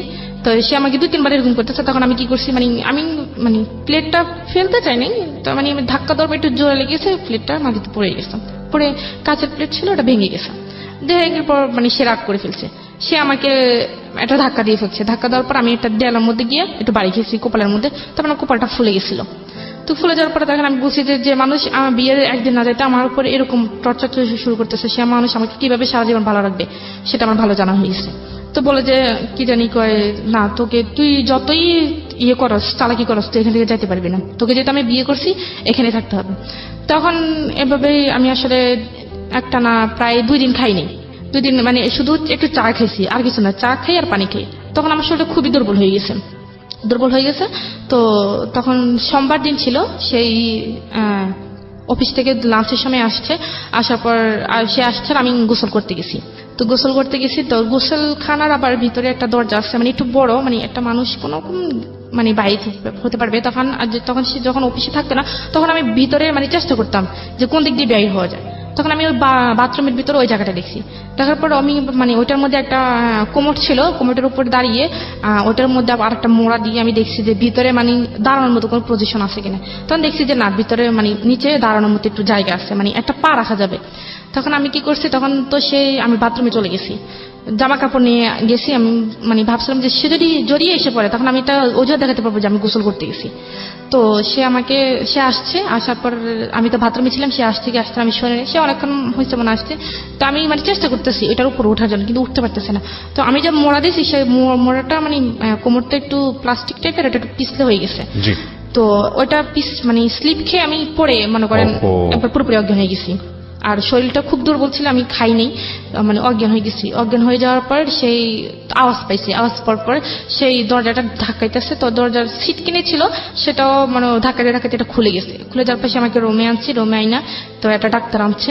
ডাক্তার আনার পর ডাক্তার বলতেছে কি ব্যাপার, উনি তো খুবই দুর্বল, ওনাকে একটা স্যালাইন দিতে হবে। তো বলছি ঠিক আছে স্যালাইন দেন। তো ডাক্তার আমাকে একটা স্যালাইন দিল। স্যালাইন দেওয়ার পর আমার জ্ঞান আসছে, আমার হাতে স্যালাইন দেওয়া, সে আমার পাশে বসে আছে, আমার মাথায় হাত বুলাই দিতেছে। তো সে বললো যে তোমার সমস্যা কি, তুমি খাওয়া দাওয়া করো না কেন, তুমি কি মরে যাবে নাকি? আমি বলছি যে হ্যাঁ আমি মরে যাবো। বলা যে তুমি মরে গেলে আমি থাকবো কি করে? তো আমি বলছি আপনি কিভাবে থাকবেন সেটা তো আমার জানার বিষয় না, যখন আমি আপনার কাছে ছিলাম না তখন তো আপনি ছিলেন, এরকম বলতেছে। তখন মানে আমি সব কথা তার মানে খুব, সে যদি নর্মালি কথা বলে আমি একটু মানে রাগ দেখে কথা বলি। 5-6 দিন চলে যাওয়ার পর সে একদিন রাত করে আসছে। আসার পর আমি শোয়া ছিলাম, মানে ঘুমিয়ে ছিলাম আবার ছিলাম, মানে এরকম একটা অবস্থা। সে মনে করেন এক ধরনের আমার উপর জোরাজুরি করতেছে, যেরকম স্বামী স্ত্রীর মধ্যে একটা ফিজিক্যাল রিলেশন যেটা হয় সেটা ওই দিন মানে ফার্স্ট ওই দিন হয়ে গেছে আপনার অনিচ্ছা সত্ত্বে। হ্যাঁ আমার অনিচ্ছা সত্ত্বে। So it was rape. Legally যদি এটা বলি, আইনত এটা হচ্ছে রেপ। হ্যাঁ। এবং অনেকের ধারণা নাই, আপনাদের সবার অবগতির জন্য জানাচ্ছি, সেটা হচ্ছে যে অনেকেই মনে করেন যে বিয়ে করার পরে এই ধরনের সম্পর্ক এটা রেপ হয় না, কিন্তু বাংলাদেশের নারী নির্যাতন আইন অনুযায়ী আপনারা যদি ইন ডিটেলে যান তাহলে বিবাহোত্তরও রেপ হয়, এবং স্ত্রীর অনিচ্ছা সত্ত্বে যদি এই ধরনের কোনো অ্যাক্টিভিটিজের মধ্যে যাওয়া হয় তাহলে সেটা রেপের পর্যায়ে পড়ে, এবং এটার জন্য কিন্তু চাইলে স্ত্রী আইনত অ্যাকশনও নিতে পারেন। So it was rape actually. তারপর সে আমার সাথে জোরাজুরি করে এরকম সেদিন 3 বার সে আমার সাথে ফিজিক্যাল রিলেশন করছে। তো তখন আমি এক পর্যায়ে মানে নিস্তেজ হয়ে গেছি, বাট আমার কোনো হুঁশ ছিল না। তো হুঁশ না থাকার পর সকালে আমি মানে হাঁটতেই পারতেছি না, মানে এরকম একটা অবস্থা। পরে উনি অফিসে যাওয়ার সময় ওই দিন আর আমাকে তালা দিয়ে যায়নি। যেদিন তার আগের দিন যে ফিজিক্যাল হয়েছে তো তার সকাল থেকে সে আমাকে তালা দিয়ে যায়নি, দরজা খোলাই ছিল। তো সে আমাকে বললো যে যদি খারাপ লাগে নিচে তার আবার এক বন্ধুর আম্মা থাকে, তো উনি ওনার সাথে গিয়ে কথা বলতে পারবো, আমি ওনাকে বলে যাবো, উনি তোমার সাথে এসে কথা বলবেন। তো তখন আর তালা বাইরের তালা দিয়ে যায় নাই। তো আমি তখন চিন্তা করলাম যে মানে আমার মনে একটা ধারণা আসছে যে তো এতদিন বিয়ে হয়েছে ঠিক, কিন্তু আমাদের মধ্যে কোনো কিছু ছিল না। তখন আমি বাড়িতে চলে গেলাম, মানে আমি বলতে পারতাম যে আমি পারফেক্ট, আমার মধ্যে কোনো ইয়ে নেই। C this is a sense of society, sense of virginity, sense of our social ethics. It's a very important point, খেয়াল করবেন এটা। ওকে, তখন ও মনে করতেছে বিয়ে হয়েছে ঠিক আছে, কিন্তু আমাদের মধ্যে তো কোনো ফিজিক্যাল রিলেশন ছিল না, সুতরাং আমি যেভাবেই হোক এখান থেকে এসকেপ করলে আমি বলতে পারবো যে না আমাদের মধ্যে কিচ্ছু হয়নি। এইটা হচ্ছে আমাদের প্রিমিটিভ থট অফ সোসাইটি, মানে একদম প্রাগৈতিহাসিক আমলের একটা ধারণা। আর যখন এটা হয়ে গেছে ওর মধ্যে একটা চেঞ্জ আসছে। চেঞ্জটা কি? হ্যাঁ বলেন। হ্যাঁ, তখন আমি ভাবলাম যে মানে চলে গেছিলাম, মানে আমি গেট পর্যন্ত চলে গেছি, উপর থেকে নিচে নেমে গেট পর্যন্ত চলে গেছি। চলে যাওয়ার পর মানে দেখতেছি আমি মানে আমার হাতে খুব কষ্ট হইতেছে, তো আমি কাঁদতেছি। তখন দাঁড়ান আমাকে জিজ্ঞেস করলো যে ম্যাডাম আপনার কি হয়েছে? আমি বলছি যে না কিছু হয় নাই। তো বলে যে আপনি কাঁদতেছেন কেন? তো আমি বলছি যে না আমার আসলে একটু শরীরটা খারাপ, হ্যাঁ এই জন্য। তো বলে যে আমি কি আপনাকে বাসা দিয়ে আসবো? তো আমি বলছি যে না ঠিক আছে। তখন মানে আমার কথা শুনে ওই যে তার বন্ধুর আমার কথা বলে উনি আবার বের হয়ে আসছে। বলে যে কি ব্যাপার ঋতু, তুমি কেন বাইর হয়েছো? তোমার নাকি শরীর খারাপ, তুমি বাইরে হয়েছো কেন? চলো তোমাকে বাসা দিয়ে আসি। তখন উনি আমাকে ধরে আমাকে রুমে আইনা শোয়াই দিয়ে চলে গেছে।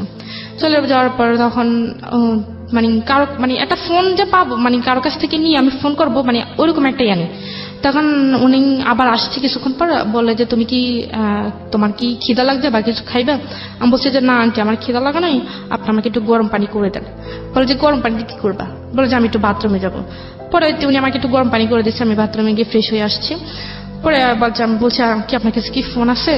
বলে যে কেন? আমি বলছি আমি একটু আমার আম্মুর সাথে কথা বলবো, আমার আব্বুর সাথে কথা বলবো, আসলে তাদের কথা খুব মনে পড়তেছে, আমার খুব খারাপ লাগতেছে, একটু কথা বলে আমার কাছে ভালো লাগে। বলে যে তো তুমি কিছু মনে করো না, রবিউল তো আমাকে না করছে তোমার কাছে ফোনটা না দিতে।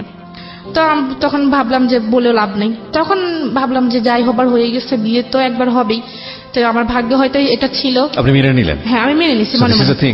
এটা হয়তো মানতই না যদি গত রাত্রে এই ঘটনাটা না ঘটতো। হ্যাঁ। এবং দেখুন একটা মেয়ের কাছে, আমাদের সমাজে একটা মেয়ের কাছে এই বিষয়টা কতটা ইম্পর্টেন্ট, এবং সেন্স অফ দ্য সোসাইটি যেটাকে বলি, আমাদের ধারণাটা এভাবেই দেওয়া হয়েছে ছোটবেলা থেকে যে একটা মেয়ের সঙ্গে এটা হয়ে যাওয়া মানে হচ্ছে তার সবকিছু গেছে, সবকিছু শেষ। ছেলেটার কথা কিন্তু চিন্তাও করা হয় না। এবং দেখুন ও বিয়ে হওয়ার পরেও ফাঁকফোকর খুঁজছে যে যেভাবেই হোক না কেন বের হয়ে যাবে। যখন এটা হয়ে গেছে তখন সে নিজের মনকে বুঝ দিচ্ছে যে না বিয়ে তো একটাই হয় মানুষের জীবনে, ওকে ফাইন। তার মানে চিন্তা করে দেখুন, এবং খুব জেনে খুব আশ্চর্য হবেন, কিছুদিন আগেও এরকম একটা নিয়ম ছিল সরকার থেকে, এরকম একটা আইন বাধ্যবাধকতা বোধহয় এরকম একটা অনুমতি দেওয়া হয়েছিল ল করে, যে রেপ করে যদি তাকে বিয়ে করা হয় তাহলে তার শাস্তিটা ওরকম শাস্তি হবে না, এরকম একটা কোনো, আমি নিজেও জানি না, এরকম একটা ছিল, যেটা নিয়ে অনেক আলোচনা সমালোচনা হয়েছে বিভিন্ন মহলে। পরবর্তীতে ওটা বোধহয় সংশোধন করা হয়েছে, আমি ডিটেল জানি না, যারা ল নিয়ে ভালো পড়াশোনা করবেন তারাই বা জানবেন। সো এটা কিন্তু সরকার ইচ্ছা করে করেনি, এটা আমাদের সামাজিক চালচিত্র, হ্যাঁ, আমাদের সামাজিক চালচিত্র, এবং খুব ভয়ানক রকম ভাবে একটা বিশাল রকম ভাবে একটা রং কনসেপশন, এবং এই রং কনসেপশনটা যুগের পর যুগ ধরে আমরা আমাদের সামাজিকতায় আমরা লালন পালন করে চলেছি। Very very wrong conception. একটা শারীরিক সম্পর্ককে জীবনে এত বড় কজ হিসেবে দেখা হয়, এত বড় ইম্পর্টেন্ট বিষয় হিসেবে দেখা হয়, যেটা পুরো জীবনটাকে মল্ট করে ফেললে, পুরো জীবনটাকে দুমড়ে মুচড়ে ফেললেও কিছু যায় আসে না, বরং একটা শারীরিক সম্পর্ক হয়ে গেছে, তার মানে ঠিক আছে, ওর কাছে আমি ধরা বাঁধা। So very rubbish thinking, very very rubbish thinking. Cause ultimately তো এই একটা জিনিস আটকে রাখতে পারে না মানুষকে। এই মেয়েটার ক্ষেত্রে কি হয়েছে দেখেন, সামনের দিকে আগাই আমরা, বলেন তারপর। তো তারপর আপনি মেনে নিলেন, হ্যাঁ, মানে মেনে নিজেকে নিজে নিলাম। বোঝাচ্ছেন। আমি নিজেকে নিজে বুঝাইতেছি, তখন ভাবলাম যে যা হবার হয়ে গেছে। তো এক পর্যায়ে তো এই কদিন আমি তার সাথে খুবই মানে খারাপভাবে আচরণ করতাম, বা সে আমাকে কোনো কিছু জিজ্ঞেস করলে আমি তার উল্টোটার মানে উত্তর দিতাম। তো আজকে আসার পর আমি রান্নাবান্না করছি, রান্নাবান্না করা, তারপর গোসল টোসল করে ঘরটার মুছে টুছে আমি বসে রয়েছি, সে আসলে একসাথে খাবো।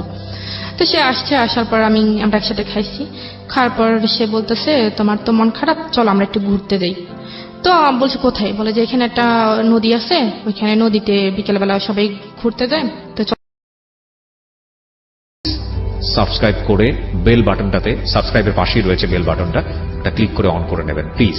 ওকে, হ্যাঁ ঋতু, তারপর কি হলো? তারপর তো আসলো ঘুরতে খাওয়া দাওয়া গেলাম। বললেন, হ্যাঁ ঘুরতে গেলেন। হ্যাঁ, হ্যাঁ, ঘুরতে যাওয়ার পর ওইখানে সবাই মানে তার পরিচিত যারা আছে সবাই জিজ্ঞেস করতেছে, হ্যাঁ কিরে রবিউল এটা কে? তো ও বলতেছে তো তোর ভাবি টাবি পাইছে।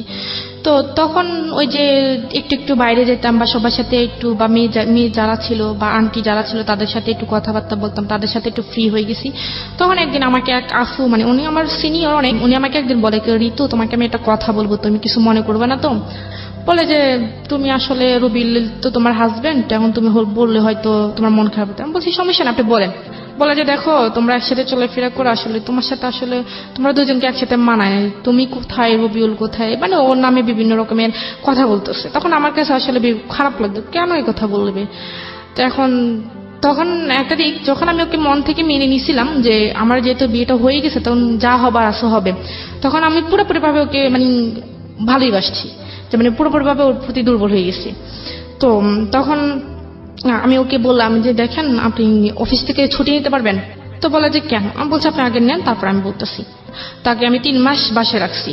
3 মাস বাসে রাখছি বলতে মানে যাতে কেউ কিছু বলতে না পারে, বা তার স্বাস্থ্যের দিক থেকে, তার মানে ফেসের দিক থেকে, বা তার সব দিক আচ্ছা আচ্ছা, মানে আপনি তাকে তৈরি করতেছেন আপনার ফ্যামিলির জন্য, যাতে করে আপনি তাকে নিয়ে ফ্যামিলিতে ফেস বাইরে করতে মানুষ যেতে এরকম বলতেছে, তারা আমার ফ্যামিলি তো কখনো ওকে মেনে নিবে না।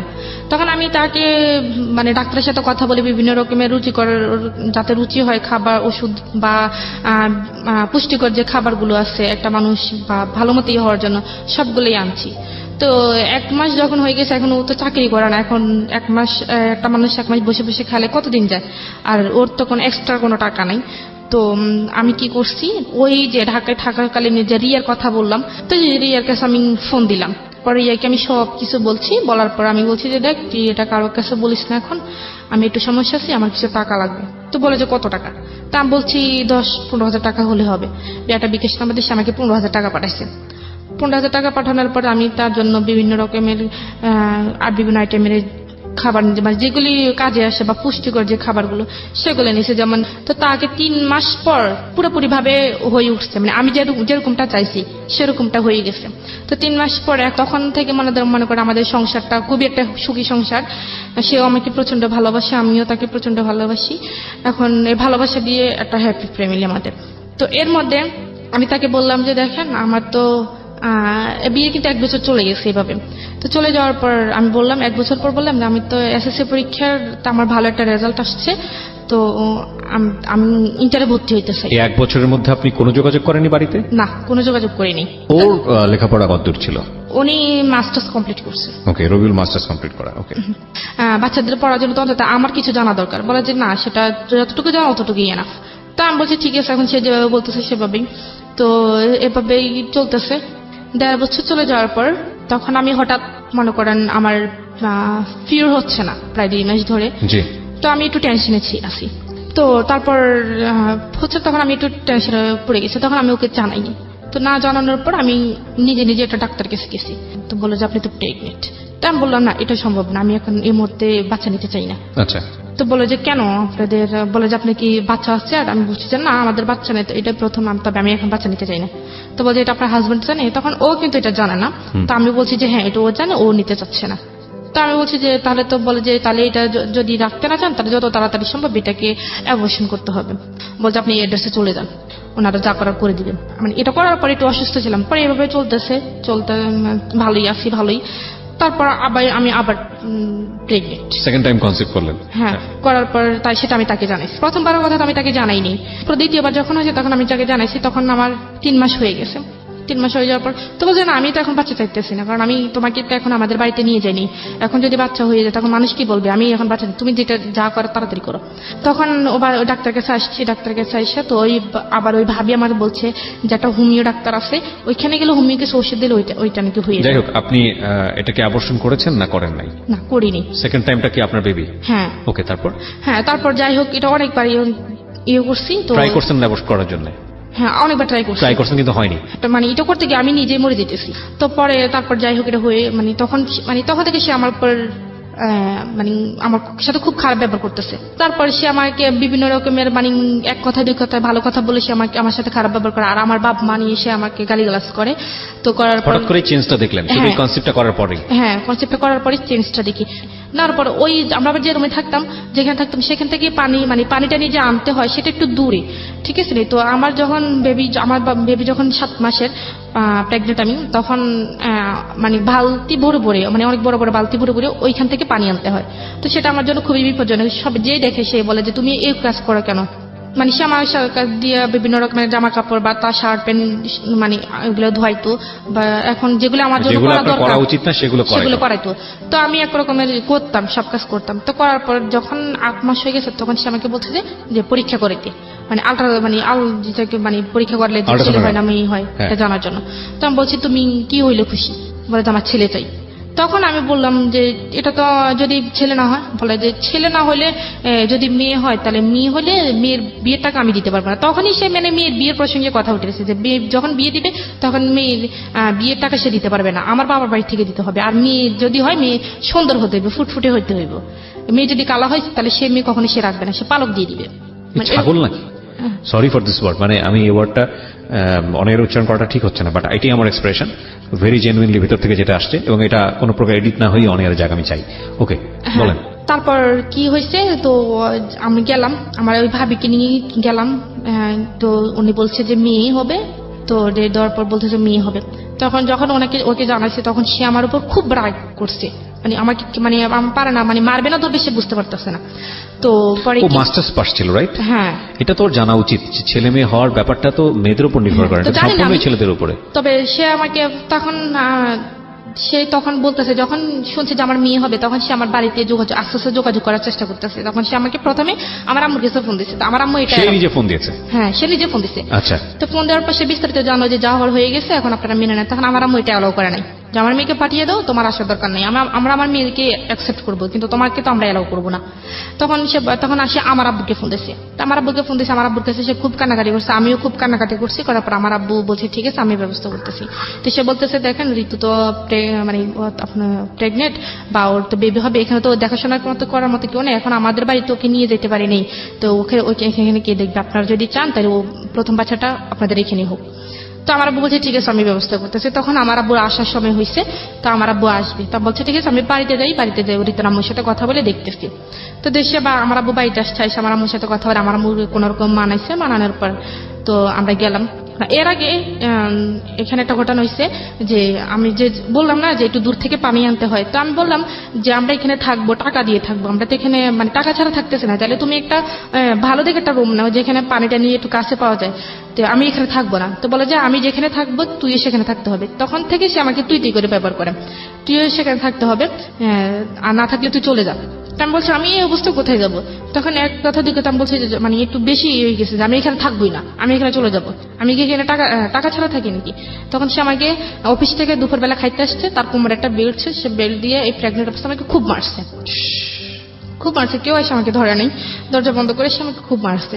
মারার পর আমি শুয়েছিলাম, তো আমি শুয়ে থেকে উঠতে পারতেছি না। তো ওই ভাবিটা আসছে, আইসা ভাবিটা মানে উনি ছিল না, রবিউল ছিল না, তো শুধু এই মেয়ে সন্তানকে কেন্দ্র করেই আপনাদের মধ্যে এই ধরনের আচরণ? হ্যাঁ। তখন আমার বেবি হওয়ার এক সপ্তাহ আগে আমাকে বাড়িতে দিয়ে আসছে, দিয়ে আসার পর বাড়িতে যাওয়ার পরে রিয়াকশনটা কি দাঁড়ালো? এতদিন পরে বাড়িতে গেলেন, কয় বছর পরে বাড়িতে গেলেন? এই তো 3 বছরের মাথায় বাড়িতে গেছি। 3 বছরের মাথায় ওই যে আপনাকে কিডন্যাপ করে নিয়ে গেল, এটা তো কিডন্যাপ, অফকোর্স কিডন্যাপ। এবং তারপরে 3 বছর ধরে এইরকম একটা মানুষের সঙ্গে তখন থেকে তো বাড়িতে সবাই আমাকে দেখতে আসছে, মনে করেন বাড়িতে গ্রামের বাড়িতে যেটা হয় আর কি, বিশেষ করে তো যা হওয়ার সবাই নানা কথা বলতেছে। যাই হোক, পরে ওকে দেখছে, দেখার পর ওনাদের পছন্দ এখন না হলেও মেনে নিতে হবে, কারণ আপনার বাবু চলে আসছে পেটে। বাবু চলে আসছে, হ্যাঁ। তখন আমাদের বাড়িতে যেমন আমরা বৃহস্পতিবারে গেছি, তো উনি শুক্রবারে চলে আসছে, ওনাদের বাড়িতে চলে গেছে। ওনাদের বাড়িতে যাওয়ার পর আমার আব্বু বলছে যে এটা যত তাড়াতাড়ি সম্ভব ওনাদের ফ্যামিলি জানতে, তো ওনাদের ফ্যামিলিকে জানাইছে। জানানোর পর ওনার ফ্যামিলি বলছে ঠিক আছে, সমস্যা নেই, আমরা নিয়ে আসবো, বেবি হোক, বেবি হওয়ার পর আমরা বেবি এবং বেবি মাকে দুজনকে একসাথে নিয়ে আসবো। তো আমার আম্মু মানে ও এমন একটা মানুষ যে মনে করেন যদি কাউকে ওর ভালো লাগে তাকে এমন ভাবে সে বশ করবে যে মানে ও চায় যে মানে ও মনে করে যে ওর মানে যেমন আমাকে দ্বারা যদি ওর কোনো উপকার আসে বা ওর কোন কাজে লাগে, যে আমাকে এমন ভাবে বশ করবে যে আমি ওকে ছাড়া কোনো কিছু বুঝবো না, মানে ওই রবিউল। হ্যাঁ, এরকম একটা টাইপের ছিল। তো ও আমার আম্মুর সাথে কথাবার্তা বলতে বলতে ও আমার আম্মুকে মনে করেন খুবই ইমোশনাল করে ফেলছে, যে আমার আম্মু বসতে গেলেও ওকে ঢাকে, মানে শুইতে গেলেও ওকে ডাকে, মানে এরকম একটা অবস্থা। এখন আমি যে ওনার মেয়ে এটা আমার আম্মু ভুলে গেছে। তো পরে কি যাই হবে, তো আমার আম্মাকে বলে গেছে যে বাচ্চা যদিও মানে চেষ্টা করার জন্য যে নর্মালি বাচ্চাটা হওয়ার জন্য, সিজারে যেতে পারছে না। তো সে যাওয়ার সময় আমার আম্মাকে 1 টাকা দিয়ে যায় নাই কোনো মানে বাচ্চা হলে বা কি আসে বিষয়। তো যেদিন আমার বাচ্চা হওয়ার আগের দিনই মানে আমার বাপের ব্যথা শুরু হয়েছে, সেদিন আমি কি জানাইছি যে দেখো আমার এরকম অবস্থা, তুমি আমি একটু ফোন দিও। তখন আমার বাবু হয়েছে রবিবারে 11টায়, আর ওকে আমি জানাইছি শুক্রবারে। আচ্ছা, শুক্রবার চলে গেছে, রাত গেল, শনিবার দিন গেল, রবিবারের দিন হয়েছে, শুক্রবারে জানিয়েছেন কেন? রবিবারে কেন জানাননি? মানে শুক্রবারে পরে তো রবিবার হয়েছে, মানে তার আগে রবিবারের আগে শুক্রবারে জানাইছি। বাচ্চাটা কবে হয়েছে? রবিবারে। হ্যাঁ। ও জেনেছে কবে? মানে ও তো মানে আমি বলি আমার যখন মানে বাচ্চা হওয়ার আগে যে ব্যথাটা যেটা হয় আর কি, ওই সময় জানিয়েছেন? হ্যাঁ, ওই সময় আমি জানিয়েছি, সেটা শুক্রবার থেকে শুরু হয়েছে। আচ্ছা আচ্ছা। এমনি বাচ্চা হওয়ার পরে কি সঙ্গে সঙ্গে সে জানছে? হ্যাঁ, না, সঙ্গে সঙ্গেই জানছে, যেটা আমাদের বাড়ি থেকে সে জানাইছে। কিন্তু সে তার মানে বাচ্চা হওয়ার আগ পর্যন্ত সে আমাকে একটাবার ফোন দিল না যে আমি বেঁচে আছি নাকি মরে গেছি। আচ্ছা। তো আমার ব্যথা দেখে আমার আব্বু খুবই কান্নাকাটি করতেছে, তো আমার আব্বু বলতেছে আমার মেয়েকে আমি এভাবে রাখবো না, আমি হাসপাতালে নিয়ে চলে যাবো। তখন সে আমাকে হাসপাতালে নিয়ে সিজার করাছিল। তো সিজার আমার বেবিটা হয়। তো বেবিটা হওয়ার পর আমার বেবি মাশাআল্লাহ খুবই সুন্দর হয়েছিল। তো হওয়ার পর আমার আব্বা জানাইছিল ওনারে যে তোমার মেয়ে হয়েছে। ও আমার আব্বাকে বলে যে মেয়ে কালো হয়েছে না সুন্দর হয়েছে। প্রথম কোশ্চেন ছিল এটা? হ্যাঁ, মানে মেয়ের মা সুস্থ আছে বা মেয়ে সুস্থ আছে সেটা জানতে চাইনি, সে প্রথমে জানাইছে মেয়ে কালো হয়েছে না সুন্দর হয়েছে। তখন আমার আব্বু এখানে একটা মানে রেগে গেছে যে এটা কেমন কথা, যে মেয়ে কালো হয়েছে না সুন্দর হয়েছে। তখন আমার আব্বু ওর সাথে মানে রাগ করে 2-3 কথা বলে না। তখন আমার সাথে যোগাযোগ হয়েছে, সে আমার সাথে কথা বলে না। আমি তো হাসপাতালে ছিলাম। তো তখন কোরবানি ঈদের 5 দিন আগে আমার মেয়ে হয়েছে। তো কোরবানি ঈদের ছুটি হয়েছে, ছুটি হওয়ার পর মনে করেন সে ছুটি পাইছে।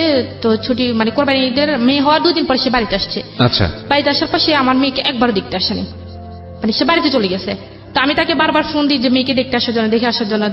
সে বলে যে না, আমি একবার ঈদের পরে গিয়ে মেয়েকে দেখে আসবো। তো আমি বলছি মানুষ মেয়ের মানে বাচ্চা হইলে বা বাবু হইলে মানুষ সঙ্গে সঙ্গে তার মেয়েকে আগে দেখতে আসে, বা ছেলে হোক মেয়ে হোক যেটাই হোক আগে দেখতে আসে, কিন্তু তুমি তো আসলা না। বলে যে আমার যদি আমি কেন যাইনি তুই জানোস? আমি কি কেন? বলে যে আমার যদি ছেলে হইতো না আমি গরু জবাই করে সবাইকে নিয়ে ফুর্তি করতাম, কিন্তু মেয়ে হয় না দেখে আমি মেয়েকে দেখতে জানি। সে আমাকে ডিরেক্টলি এভাবে বলছে। তো বলার পর আমি তখন খুব কানাকাটি করছি। তো আমি কেমন কথা এটা আবার? তো বলছি ঠিক আছে তোমার আসতে হইবে না। তো আমাদের ঈদের পরে এখন তাদের বাড়িতে আমাকে নিয়ে যাবে, এখন একটা আনুষ্ঠানিকতার দরকার। তো আমার আব্বু মনে করেন যারা ধর্ম মানেন, যারা রিলিজিয়ন মানেন, তারা নিশ্চয়ই এটা জানেন যে দেয়ার ইজ এ হাদিস অন দিস, যে সৃষ্টিকর্তার 3টা জিনিস খুব প্রিয় এবং 3টা জিনিস আমাদের জন্য আশীর্বাদ স্বরূপ, এবং 3টাই আমরা কেন জানি খুব অপছন্দ করি। 1 নম্বর হচ্ছে তিনি যাকে খুব পছন্দ করেন তিনি তাকে কন্যা সন্তান দান করেন, আলহামদুলিল্লাহ। সেকেন্ড যেটা, সেটা হচ্ছে তিনি খুশি হলে বৃষ্টি দেন, বৃষ্টিও আমরা অপছন্দ করি, এবং তিনি যদি কারোর উপর খুশি হন তো সেই বাড়িতে তিনি মেহমান পাঠান। এটা একটা হাদিস। এবং দুর্ভাগ্যজনক ভাবে হলেও সত্য, আমরা মেয়ে সন্তান হলে অখুশি হই। সবাই হন না অফকোর্স, কেউ কেউ শুধু মেয়ে সন্তানই চান, এরকম বাবাও আছেন দুনিয়াতে, এরকম পরিবারও আছেন, কিন্তু বেশিরভাগের সিনারিওটাই বোধহয় এরকম কষ্টকর। শুধু এটা তো কিছুই না, এরকম হয় যে সন্তান হয়েছে মেয়ে, তাকে ছুঁড়ে ফেলা হয়েছে। এই যুগেও আমরা বসবাস করি। ইনফ্যাক্ট আমরা গল্পটা একটু সামনের দিকে আগায় নিতে চাই। হ্যাঁ বলেন, তারপর? তো তারপর মানে এখন আমি তাদের বাড়িতে প্রথম যাব। এখন আমার বাবা চাইতেছে যে আমার যেহেতু প্রথম মেয়ে, আমাদের বাড়ির প্রথম মেয়ে, তার যেহেতু বিয়েটা ওইভাবে হয় নাই, আমরা একটু ছোটখাটো একটা আনুষ্ঠানিক করি। তখন তো ওর ফ্যামিলি থেকে বলছে ঠিক আছে, হ্যাঁ সমস্যা নেই। তো ওর যে মানে প্রথম যে আমাদের বাড়িতে আসছে মেয়ে দেখার জন্য, আমার মেয়েকে দেখার জন্য, তো সেখানে আমার মানে দাদিরা ছিল বা নানুরা ছিল। তো বলছে যে মানে মেয়েকে যখন কোলে নিছিল তখন বলছে যে মানে দাদিরা বলতেছে যে মেয়েকে কোলে নেওয়ার আগে মেয়ের হাতে কিছু দিতে হয়। তখন সে বলতেছে আমার কাছে তো কিছু নাই। সে সবার সামনে বলতেছে। আমি বলছি তোমার কাছে 10 টাকাও নাই? বলে যে না, আমার কাছে 10 টাকাও নেই। তখন আমি তাকে ইশারায় তার পকেটের মধ্যে 1000 টাকার একটা নোট দিয়ে দিছি। তো বলছে ঠিক আছে, এটা তুমি মেয়ের হাতে দাও। তো সে মেয়ের হাতে দিচ্ছে। দেওয়ার পর তো খাওয়া দাওয়া করে সেই টাকাটা নিয়ে বাবা হয়ে কিছু দিতে হয়? হ্যাঁ, আচ্ছা, এটা আমাদের মানে দাদিরা বলে। আপনাদের কাস্টম সেটা না, আপনাদের নিয়ম এটা? হ্যাঁ, যে বাবা মানে প্রথম বছর মুখ দেখার জন্য একটু কিছু দিয়ে দেখতে হয়। আচ্ছা আচ্ছা। তো তখন সে বলছে যে আমার কাছে তো টাকা নেই। তো আমি বলছি তোমার কাছে 10 টাকা নেই? বলে যে না, আমার কাছে তো টাকা নাই, আমি খরচ করে ফেলছি। তো আমি বলছি ঠিক আছে। তো আমি তার পকেটে 1000 টাকার একটা নোট দিয়ে দিই। তো আমি সেটা সে মেয়ের হাতে দেয়। সে খাওয়া দাওয়া করার পর মেয়ের মানে যাওয়ার সময় সে মেয়ের হাত থেকে টাকাটা নিয়ে চলে গেছে। আমি তো সেটা জানি না। তখন আমি যখন তার সন্ধ্যের সময় মানে দেখতেছি যে ওর হাতে টাকা নেই, তখন আমি আমার মাকে জিজ্ঞেস করছি যে আম্মা ওর হাতে টাকাটা কোথায়? বলে যে আমি কি জানি, এটা তো ওর আব্বুর কাছে ছিল, মেয়ে কে নিছে। তখন আমি ওরা ফোন করছি, কি ব্যাপার মেয়ের হাতে টাকা কই? বলে যে আমি নিয়ে আসছি, আমার হাত খরচের টাকা নেই। তো পরে যাই হোক, আমি হাসবো না কাঁদবো আমি ঠিক বুঝতে পারছি না। such a stupid you are. আমি জানি না এগুলো কতটুকু সত্যি, but if you really like this kind of husband, you don't have any potentiality to be a husband, believe me. বাপ হওয়ার তো যোগ্যতাই নাই, এ ব্যাপারে কোনো সন্দেহই নাই। হ্যাঁ বলেন। পরে তো ওদের বাড়িতে যাওয়ার জন্য আনুষ্ঠানিকতা দরকার। এখন আমার আব্বু বলতেছে যে এখন মানে আমাকে কিছু দিবি, এখন ওনাদের কোনো কিছু চাহিদা আছে কিনা। তো যখন সে আমাকে বিয়ে করার কথা বলছে, তখন আমি তাকে বলছি যে আমাকে বিয়ে করতে হলে শ্বশুর বাড়িও পাইবা না, কিন্তু শ্বশুর বাড়ির কোনো কিছু আশা করতে পারবা না। তখন সে আমাকে বলছে একটা কথা যে আমি তোমাকে চাইছি, তোমাকে পাইছি, আমার আর কিছু লাগবে না। ইনফ্যাক্ট যে সিচুয়েশনে ছিল সেই সিচুয়েশনে সে এটাই বলল। হ্যাঁ, এছাড়া কোনো ইয়েও নাই। হ্যাঁ, তখন সে এখন যেহেতু আমার আব্বা যেহেতু এখন একটা আনুষ্ঠানিকতা ইয়ে করতেছে, তখন সে অনেক কিছু চেয়ে বসছে। রাইট। এবং আমি জানতাম যে ঘটনাটা কোন দিকে যাবে। আমরা সেজন্যই বলি প্রিয় শ্রোতা যে জীবন নাটকের চেয়েও নাটকে। আমি চিন্তাও করতে পারি না যে ছেলেটার সঙ্গে ও শুধু ভোকালটা ভাল লাগে, কথাটা ভাল লাগে, সে কারণে সে ছেলেটার সঙ্গে কথা বলবে এবং ছেলেটা তাকে ব্ল্যাকমেইল করে এত বড় একটা ঘটনা তার জীবনে ঘটিয়ে দেবে। এবং ঘটনা শুধু ঘটায়নি, এই ছেলে এখন তার বাড়ির মধ্যে ঢুকেছে এবং ঢোকানোর পরে সে তার আসল রূপ বের করছে। This is actually life, cause we can't predict যে আজকের পরে কালকের দিনটা আমার জন্য কি, বা 1 ঘন্টা পরে আসলে কি, 1 ঘন্টা পরে আমি আমির থেকে ফকির হয়ে যেতে পারি, বা ফকির থেকে আমির হয়ে যেতে পারি। This is actually life. কিন্তু এইটাই আসলে জীবনের ধারাপাত। কখনোই অনুমান করা যায় না যে একটা বাঘ থেকে আরেকটা বাঘ কিরকম। এবং সেজন্যই আমরা সবসময় বলি যে জীবন নাটকের চেয়ে অনেক অনেক বেশি নাটকীয়। আমরা আরো তারপর সেই এখন বলতেছে যে আমার যৌতুক যেটাকে বলে, হ্যাঁ যৌতুক যেটাকে বলে, তো তারা একটা ঘর দিছে, অনেক বড় একটা ঘর দিছে, সেটার 4টা রুম। তো তাদের রুমে করে গেছে না, এখন মানে বলতে তাদেরকে 1 ঘরের ফার্নিচার দিতে হবে, 1 ঘরের ফার্নিচার দিতে হবে। তো আমার আব্বু সেটার মানে রাজি ছিল, যে তো ওরা প্রথম মেয়ে, তো যা চাইবে তাই দিবে। এখন ফ্রিজ থেকে শুরু করে, সোফা থেকে শুরু করে এভরিথিং যত কিছু আছে সম্পূর্ণ কিছু দিছে। তো এরপরে ওর আব্বা মা বলছে যে মেয়ে যখন শ্বশুর বাড়ি থেকে বাপের বাড়িতে আসবে, বা বাপের বাড়ি থেকে শ্বশুর বাড়ি আসবে, তখন বলবে যে মেয়ের সাথে কিছু নেই, বা সোনা দানার ব্যাপারে যেটা বলছে। তো আমার বাবা কি করছে, আমাকে প্রায় 5.5 ভরি স্বর্ণ দিছে, 1 ভরি ফার্নিচার দিচ্ছে, আবার 7.5 ভরি স্বর্ণ দিচ্ছে। এবার ওদের পক্ষ থেকে মনে করে। আচ্ছা, এই পুরুষগুলোর কি লজ্জা করে না? আমাকে একটা কথা বলেন তো, আপনারা তো আল্লাহ হাত দিছে, দুইটা পা দিছে, যেই ভদ্রমহিলাকে আপনি এত জোর জবরদস্তি করে ব্ল্যাকমেইল করে চোখে মলম মেখে নিয়ে গেলেন, 2-3 বছর কোথাও আসতে দিলেন না, বাবু আসতেছে আপনার, এবং যেখানে ছেলে হবে না মেয়ে হবে আল্লাহ আপনার উপরে সেটা নির্ধারণ করার বিষয় দিয়ে দিয়েছেন। এবং সেটা সম্পূর্ণই ছেলেদের শরীরগত বিষয়, ক্রোমোজোমের যে বিষয়টা থাকে সবাই জানে আজকাল, XYXX। তো সেইটাও আপনি ব্লেসড, এরপরও আল্লাহ আপনাকে এত ভালোবেসে একটা সন্তান দিছে এবং সেই সন্তানও দেখতে যথেষ্ট পরীর মতো সুন্দর, এবং তারপরও আপনি তার কাছ থেকে কি আদায় করতেছেন? যৌতুক আদায় করতেছেন। এটা আসলে আমি বলবো কি জানেন, আপনার বাপের ভুল। মানে টু বি অনেস্ট, আমি যদি ফ্র্যাঙ্কলি বলি, সেটাই। আমি যদি ওই জায়গায় চিন্তা করি, তাহলে আমি যেটা করতাম যে ধৈরার ঠ্যাং ভাঙ্গা গুড়া করে দিতাম। মানে এগুলো হচ্ছে আমার একদম ওয়াইল্ড ফিলিং যেটাকে এখন বলে। মানে যে অবস্থা আছে সবাই যে বলে, মানে শুনে বলে যে আমি জানি এখানকার অবস্থা জানি, আমি একটু ক্রোনোলজিক্যাল স্টেপ বাই তারপর স্টেপ মনে করেন তো দিল, যা কিছু আছে সব দিল। তারপর সে আর মানে প্রাইভেট চাকরি করবে না, তার ভালো লাগে না, সে একটা সরকারি চাকরি করবে। এটাও আপনার বাপকে জোগাড় করে দিতে হবে। হ্যাঁ, তো আমার আব্বু এখন সরকারি চাকরি করতে গেলে একটা জি। মোটা অ্যামাউন্ট দরকার। তা আমার বাবার একটা ভালো বন্ধু ছিল, উনি একটা সোনালী ব্যাংকের একটা পোস্টের কর্মকর্তা ছিল। তো ওনাকে বলছে, বলার পর ওইখানে 3 লক্ষ টাকা ঘুষ দিতে হইব। তো 3 লক্ষ টাকা ঘুষ দিতে হবে। আমার আব্বা তার ওনাকে ডিরেক্টলি বলতে পারে না, এখন আমার কাছে বলছে। আমার কাছে বলে না, আমার আম্মার কাছে বলছে, আমার আম্মা আমার কাছে বলছে। তা আমি ওর কাছে বলছি, ও বলে যে তোমার আব্বারা বলো এখন একটু ম্যানেজ করে দিতে, আমি পরে দিয়ে দিব। তা আমি বলছি যে দেখেন আপনাদের জামাইয়ের কাছে তো এখন টাকা পয়সা নেই, আপনি একটু ম্যানেজ করে দেন, ওর হাতে টাকা হলে দিয়ে দেবে। তারপর আমার আব্বা দিল। তারপর ওই টাকাটা আর কখনোই সে ফেরত দেয় নাই। তাকে একটা চাকরি পাইয়ে দিচ্ছে, সে টাকাটা আর কখনোই সে ফেরত দেয় নাই। ফেরত না দেওয়ার পরে এইভাবে চলে গেছে। এখন বাচ্চারা যখন ছোট থাকে তখন তো একটু চিল্লাচিল্লি করে রাত্রের বেলা ঘুমানোর জন্য। তো তখন শীতের দিন, তো মেয়েটা রাত্রেবেলা মানে হঠাৎ ঘুম থেকে উঠছে, উঠে মনে করেন কানাকাটি করতেছে। তখন সে আমাকে বলতেছে যে বাইরে থেকে একটা বালতি পানি নিয়ে আসা, আইনা মেয়েরে বালতির ভিতরে ডুবিয়ে রাখো, সকালবেলা উঠিও। মানে তো চিল্লাচিল্লি করতেছে কেন? তার চিল্লাচিল্লি করবে না। তেমন তুমি কি পাগল হয়ে গেছো? ও এতটুকু একটা বাচ্চা কি বোঝে? তুমি কি জানি কিসের মধ্যে চুবাই রাখতে বলতেছে? হ্যাঁ, পানির মধ্যে চুবাই রাখতে বলতেছে? হ্যাঁ, শীতের দিনে এক বালতি পানি আই না, পানির ভিতরে ওরে চুবাই রাখতে, আর সকালবেলা উঠাইতে। ও চিল্লাচিল্লি করে কেন? তারপর তখন আমি খুব কানাকাটি করছি। তখন আমি ওরে নিয়ে বাইর হয়ে গেছি রাত্রেবেলা। বাইর হয়ে গিয়ে আমি বারান্দার মধ্যে এসে সারা রাত কাটাইছি। কাটার পরে তখন সে আবার তাদের বাড়িতে গেলাম। যাওয়ার পর মনে করেন তার বাবা মা 4টা ভাই, অনেক বড় একটা সংসার। আমি কখনো ভাত রান্না করি নাই। তাদের বাড়িতে গিয়ে সম্পূর্ণ কাজ করতেছে। তারা গরু পালেন, ধান করে, সবকিছু করছে। তার বাবা কখনোই মানে কাজের মানুষ রাখে না, সবগুলো বউদের দিয়ে করায়? বউদের দিয়ে করে। আমি প্রথম, সে বড় সবার। আচ্ছা।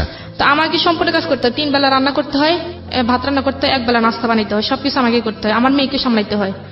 সে পক্ষে মানে তাকে মানে এগুলো তো কিছুই করতেন না, এখন রীতিমতো সমুদ্রে গিয়ে পড়ছেন। হ্যাঁ, সমুদ্রে পড়ছি। তো যাই হোক কানাকাটি করতাম। তখন আমি মানে কাউকে কোনো কিছু বলতে পারতাম না। এখন কাউকে কোনো কিছু বলতে গেলে বলবে যে তোমার পছন্দ মতো করছে। আসলে পছন্দটা কি আমার ছিল না, ঘটনাটা অন্য কিছু ছিল। এটা তো আসলে এখন কেউ বললে বিশ্বাস করবে না। তো যাই হোক কষ্ট মানে মানিয়ে নিতাম। তখন আমি তাকে বলছি যে আমি এখানে থাকতে পারবো না, এত কাজ আমার দ্বারা সম্ভব না, একটা মানুষ রাখুক। আমি তো বলছি যে আমি করবো না, একটা মানুষ রাখুক, তো আমার জন্য একটু হেল্প হয়। তো বলছি ঠিক আছে, আমি তোমাকে আমার সাথে নিয়ে যাবো। তো আমি ওর সাথে আমার নিয়ে যাইবো।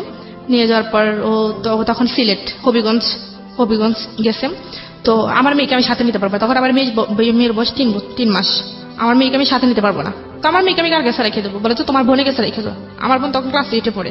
বলে যে তোমার বোনের কাছে রেখে দাও। আমি বলছি না, এতটুকু বাচ্চা আমার বুকে দুধ খায়, এখন ও কিভাবে থাকবে? বলে যে আমি তো কথা জানি না, তুমি যদি বাচ্চা নাও আমি তোমার কি নিতে পারবো না। এখানে তুমি কাজ করো, যাই করো, মরো বাঁচো, এখানে থাকতেই। তখন আমি আমার আমার সাথে কথা বলছি। আমার আমাকে তোর বোন যদি তোর রাখতে পারে তোর মেরে, তো তুই দিয়ে যা। তখন আমার বোনের সাথে কথা বলছি। তো আমার বোন বলে জাফু আমি এতটুকু বাচ্চা কিভাবে সামলাবো? ওর মাকে খুঁজবে। তো আমি বোন তুই একটু কষ্ট করে রাখ, 2-1 দিন হইলে ও ঠিক হয়ে যাবো। ওকে কোলে নিত না, আদর করতো না? কিচ্ছু করতো না, কোলে নিত না। মানে ওকে সহ্য করতে পারতো না। বললাম ও চিল্লাচিল্লি করলে এরকম কথা বলে, তার ওকে কোলেও নিত কি না। মানুষ! তারপর আমি তাকে রেখে গেছি, আমার বোনের কাছে রেখে গেছি। দুধ মানে যা লাগে কিনে টিনে দিয়ে গেছি। দেওয়ার পর আমি চলে গেছি। তখন মনে করেন এখন ও আমার বুকে দুধ খায়। এখন আমার অবস্থা তো খুবই খারাপ। এখন আমি সারাদিন রাত 24 ঘন্টা কাঁদতেছি আমার মেয়ের জন্য। যদি কানাকাটি করি বলে মানে খুব মারে। মানে না, আমি একটু আপনার মেয়ের ব্যাপারটা একটু জানতে চাই। আপনার মেয়ে কি আপনার কাছ থেকে যথেষ্ট পরিমাণ ফিড পেতো? মানে পেতো না? না, আমার মেয়ে আমার কাছে ছিলই না। তাহলে ও খাবারটা পেতো কোত্থেকে? ওকে আলগা খাওয়াইতো। আলগা খাবারটা কোত্থেকে পেতো? গরুর দুধ? গরুর দুধ, সুজি। তো গরুর দুধ সুজি তো ওই বয়সের জন্য উপযুক্ত না, এটা একটা ভালো খাবার। এখন তো বাবা সেটা কিনে দিত না? না, আমার মানে আমাদের কাছে থাকাকালীন, সম্পর্ক থাকাকালীন আমার মনে হয়নি কখনো আমার মেয়েকে একটা মানে জামা কিনে দিচ্ছে। সম্পূর্ণ কিছু আমার বাবা দিচ্ছে। সম্পূর্ণ আমার কষ্ট হচ্ছে, আমার কষ্ট। আপনি ওর বাড়িতে থাকতেন, তারপর আপনার বাবা দিত? আমার বাবা পাঠাইতো। আচ্ছা। তারপর আমার মেয়েকে আমি রেখে গেছি। রেখে যাওয়ার পর আমার বোন আমাকে রাত্রেবেলা রাত 3টার সময় ফোন দিয়ে বলে আপনার কাবিন নামায় কত যেন ছিল দেনমোহর? 9 লাখ টাকা। 9,01,00,000 টাকা। এই কাবিন নামাটা কি আপনার কাছে ছিল? আমি তো কাবিন নামা দেখিনি কখনো, ও আমাকে দেখাইনি। Okay fine. মানে আরো কত কি বের হবে, এই জন্যই বলি জীবন নাটকের চেয়ে নাটকীয়। হ্যাঁ বলেন। তারপর আমার বোন আমাকে ফোন দিয়েছে। ফোন দেওয়ার পর বলতেছে আফু ও তো খুব কান্নাকাটি করতেছে, তোরে খুঁজতেছে। মানে ও তখন মানে কয় আমার মেয়ের কান্নাকাটি মানে শুনে আমার মা সহ্য করতে না পারে। আমার মা আমার নানুদের বাড়িতে চলে গেছে। যে একটা বাচ্চা মানুষ কারণে এমনিতে মানুষের খারাপ লাগে, আর ও তো একটা বাচ্চা, ওর মা নাই কাছে। তখন রাত 3টার সময় আমার বোনে কি করতো, আমার বোন দীর্ঘ 1.5 মাস কোনো ঘুম নাই। সারা দিনের বেলা যখন যেভাবে মানে পারতো কাটাইতো, রাত্রেবেলা তো ওর মানে এখন রাত্রেবেলা বাচ্চারা তো এমনিতে মাকে খোঁজে, রাত্রেবেলা কি করতো উঠানের মধ্যে সারা উঠান হাঁটতে হাঁটতে তো ও কাঁদতে কাঁদতে কাঁদতে কাঁদতে মনে করেন ঘুমাই যেত। ঘুমানোর পর মনে করেন অনেক সময় কি করে নিঃশ্বাস বন্ধ যেত, এরকম একটা অবস্থা। তারপর আমি ওকে এইভাবে বলার পর ও আমাকে মানে কখনোই ওকে কাছে যাইতে দেয়নি, বলে যে ও ঠিক হয়ে যাবে, বাচ্চা মানুষ এরকম 1-2 মাস থাকলে পরে ঠিক হয়ে যাবে।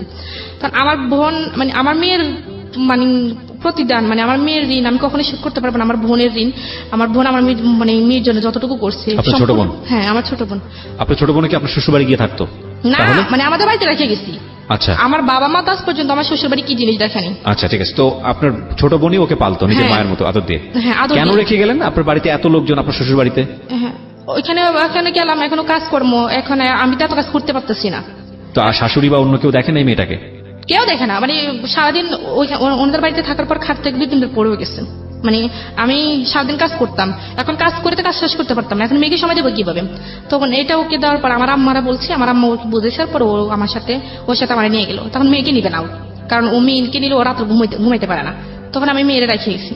রেখে যাওয়ার পর আমার মেয়েকে আমার বোনেরা পালছে টালছে প্রায় 6 মাস। আমার মেয়ের সাথে আমার কোনো রকম দেখা হয়নি। 6 মাস পর আমি আমার বাড়িতে আসছি, আসার পরে মনে করেন মেয়েটি আমার কাছে রাখছি। তখন এই 6 মাসে তো মেয়েটা একটু শিখে, এখন মেয়ে আমাকে চেনে না। যখন আমি বাড়িতে আসছি তখন আমি আমাকে চিনে না। এই সময়টাতে এত মানে খুব খুব ট্রেমেন্ডাসলি ওদের মধ্যে চেঞ্জটা হয়। বিকজ আমি তো রিসেন্টলি বাবা হয়েছি, সো আমি নিজেও আমারও একটা মেয়ে আছে, আমার মাত্র 3 থেকে 3.5 মাস বয়স। 1-2 দিন আমার মেয়ের সাথে আমার কমিউনিকেশনটা খুব মানে গ্যাপ হয়ে যায়, কারণ আমি খুব ভোর 5টায় বের হই বাসাতে। মানে আমি খুব নস্টালজিক। আপনি যখন কথাগুলো বলতেছিলেন না, আপনার হাজবেন্ডের চেহারা আমার সামনে ভাসতেছিল। আমার মনে হচ্ছিল আমি কাছে পাই আমি ওকে পেটাবো, বিকজ আমার ভেতরের ফিলটা আমি বুঝতে পারতেছি। আমি সরি টু সে যদি আপনার কথাগুলো সত্যি হয়ে থাকে, he is really not good man. আমি আপনাকে বলতেছি রেডিওতে লাখ লাখ মানুষ শুনতেছে, আপনার মানুষ হওয়ার যোগ্যতা নাই। মানে আপনি আপনার স্ত্রীর প্রতি যেটা করেছেন সেটা তো একটা ভয়াবহতম অন্যায় যদি সত্যি হয়ে থাকে। কত আমরা দুইজনকে সামনাসামনি বসাইনি। আর আপনার স্ত্রী যেটা বলছে আপনার সন্তানকে নিয়ে, মানে এটা সহ্য করার মতো না। যেটা বলছিলাম যে আসলে ভোর 5টার সময় বের হই, আর ফিরি হচ্ছে রাত 8টা-9টার সময়। তো এই সময় আমার দেখা যায় আমার মেয়ের সঙ্গে আমার ভিডিও কলে কথা হচ্ছে বা কথা, আমার লাইফের স্টাইলটাই এরকম। ইন্টারেস্টিং ফ্যাক্ট হচ্ছে যে সারাদিন পরে বাসায় গেলেও আমাদেরকে তাকায় থেকে চেনে না ঠিক মতো। এই সময়টাতে খুব র্যাপিডলি এই ব্রেনের এই বিষয়গুলো খুব মুভ করে। এবং 6 মাস পরে যদি মা, আসল মা যদি বাচ্চার কাছে যায় তো খুব স্বাভাবিকভাবেই তাকে চিনবে না, এবং এটা মার জন্য খুব কষ্টকর, খুবই কষ্টকর। হ্যাঁ বলুন। তারপর আমি আমাদের বাড়িতে গেছি, তখন মেয়েকে আমি আমার কোলে আনতে চাই, মেয়ে আমার কোলে আসতে খুব ছেলে কান্নাকাটি করে। আমার বোনের কোলে গেলে আবার খুবই মানে ভালো, একবারে হাসি খুশি। আমার কোলে আসতে চায় না সে, মানে আমার কোলে আসলে সে মানে খুবই কান্নাকাটি করে, মানে আমাকে দেখতেই পারে না। তখন আমি ওকে বলতেছি দেখো তোমার কারণেই তো আমার আজকে অবস্থা। আমার নিজের মেয়ে আমাকে চিনতেছে না, বলে যে চিনবে একটু কয়েকদিন থাকলে তারপর চিনবে। তো বলে আমি বলছি যে না। তারপর আমি দীর্ঘ 1 মাস ছিলাম, বাট মেয়ে আমাকে কোনোভাবে চিনে না, মানে আমাকে দেখলে মেয়ে চিল্লাচিল্লি করে, মানে এরকম একটা অবস্থা। তো তারপরে যাই হোক কোন রকম প্রায় এরকম 5-6 মাস আমাদের বাড়িতে ছিলাম, থাকার পরে আস্তে আস্তে মেয়ে আমাকে চিনলো। আপনার বোনকে কি মা ডাকতো নাকি? হ্যাঁ, আমাকে মা ডাকতো না, ও আমার বোনকে আম্মু করে ডাকতো। আম্মু ডাকতো না, মাম্মা ডাকতো। তো পরে এখন আমার বোন অবিবাহিত, এখন অপরিচিত একটা কেউ যদি আইসে এরকম অবস্থা দেখে যে আমার বোনকে মারা গেছে, এটা অবশ্যই হ্যাঁ বলবে যে মেয়ের বিয়ে হয়ে গেছে বা মেয়ে বাচ্চা যাচ্ছে। তারপরে আমার বোন আবার একটা সমস্যা পড়ে গেছে কি, ওরে ছাড়া কোথাও যাইতে পারতো না, আমার মাকে তো ইয়ে করতো না, ও কিছু মানে ওকে ছাড়া কোথাও যাইতো। ও যখন আমার বোন আবার মাদ্রাসায় পড়ে, মাদ্রাসায় যাইতে পারতো না, বুকরা গায়ে দিলে চিলেচিলি শুরু করতো, বুকরা ছাপটাই ধরে রাখতো, যাইতে দিত না। তো এরকম একটা অবস্থা। এখন আমি চলে গেছি বাড়িতে, চলে যাওয়ার পর আমি আমার কাছে রাখতে রাখতে আমাকে একটু চিনছে, চেনার পরে সেই মনে করেন এখন কোরবান আসছে, সামনে কোরবান। এখন যে মানে আমরা যেহেতু এখন শ্বশুর বাড়িতে চলে গেছি, এখন তো শ্বশুর বাড়িতে আমাদের গ্রামের নিয়ম হচ্ছে মনে করেন কোরবানে রমজানের সময় শ্বশুর বাড়ি সবাইকে জামা কাপড় দিতে হয়, তারপর সেমাই চিনি বা যেটা লাগে দিতে হয়, আবার কোরবানের সময় একটা যার সামর্থ্য যতটুকু একটা ছাগল দিতে হয়, বা যার সামর্থ্য বেশি সে একটা গরু দিতে হয়, তার সাথে সব রকমের মশলা 5 কেজি মানে 5 কেজি তেল, মানে এরকম যাবতীয় সবকিছু দিতে হয়। তো এখন কোরবান আসতে আরো 15 দিন বাকি। তো আসলে আমার শ্বশুর বাড়ির লোক 15 দিন আরো অপেক্ষা করতে পারেনি যে আসলে ওরা দিবে কি দিবে না। তো আমার কি জানি আমার মেয়েকে আমাকে বলতে পারে না, দেখলে আমার মেয়েকে বলতেছে, আমার মেয়ের নাম হচ্ছে হাবিবা। তো বলতেছে হাবিবা তোর নানুদের মনে এবছর টাকা পয়সা নাই, তো নানুরা মনে এবছর তো দাদুদেরকে কিছু দিতে পারবে না। এটা কি নিয়ম নাকি? হ্যাঁ, এটা আমাদের এদিকে নিয়ম, কালচার। মানে নানুর বাড়ি থেকে দাদুর বাড়িতে আসতে হবে? হ্যাঁ। কেন দাদুর বাড়ি থেকে নানুর বাড়িতে যেতে পারে না? না না, যত সব বোগাস নিয়ম। হ্যাঁ। পরে পরে যাই হোক, এখন এখন আমি আমার আম্মাকে বলছি, তো আমার আম্মা বলতেছে ওনারা বুঝে একটু অপেক্ষাও করতে পারে না। তখন আমার আম্মা এই সমাজটাও না মানে কেমন জানি, মানে মেয়ে জন্ম দিয়ে ও রীতিমতো পাপ করে ফেলেছে, মানে প্রত্যেকটা অ্যাঙ্গেলে বৈষম্য, সবকিছু মেয়ের বাড়ি থেকেই যেতে হবে। স্টুপিড। হ্যাঁ, তারপর আমার আম্মা তারপরের দিনই আমার কাকাকে দিয়ে, তখন আপুর ছিল না, তখন আমার কাকাকে দিয়েই সবকিছু কিনে কাটা করে পাঠিয়ে দিছে। পাঠিয়ে দেওয়ার পর তো এখন কোরবানি ঈদে, এখন একটা বিয়ের অনুষ্ঠানে মানুষ এত মানুষ জানো, কোরবানি ঈদে মানে আমার শ্বশুর বাড়িতে দাওয়াত দিছে। তো আমার শ্বশুর বাড়িতে বলতেছে আমরা শুধু আমাদের আত্মীয় স্বজন, আমরা কি একা একা যাবো নাকি, আমরা যদি যাই আমাদের আত্মীয় স্বজন কি বলবে। তো আমার আম্মা বললো যে ঠিক আছে, আপনাদের আত্মীয় স্বজন যেহেতু আছে, আপনারা দেখেন কয়জন হয়, তো আসেন। তো 180 জন হয়েছে আত্মীয় স্বজন আপনাদের বাড়িতে আসবে কোরবানির ঈদের দাওয়াত খেতে, 180 জন। তো আমার আম্মা তো এখন কি করবে, এখন মুখ বুঝে সব সহ্য করতে হবে। তো আমার আম্মা বলছে ঠিক আছে আসেন। তো আসার কথা বলছে। তারপরে মানে আমার আব্বু আম্মাকে কখনোই বলে নাই যে আপনারা আমাদের বাড়িতে গিয়া একটু দেখে আসেন, দাওয়াত তো দূরের কথা, মানে গিয়ে একটু দেখে আসেন নিজের আসতে খাওয়ার জন্য। আসলে খাওয়ার জন্য। সি।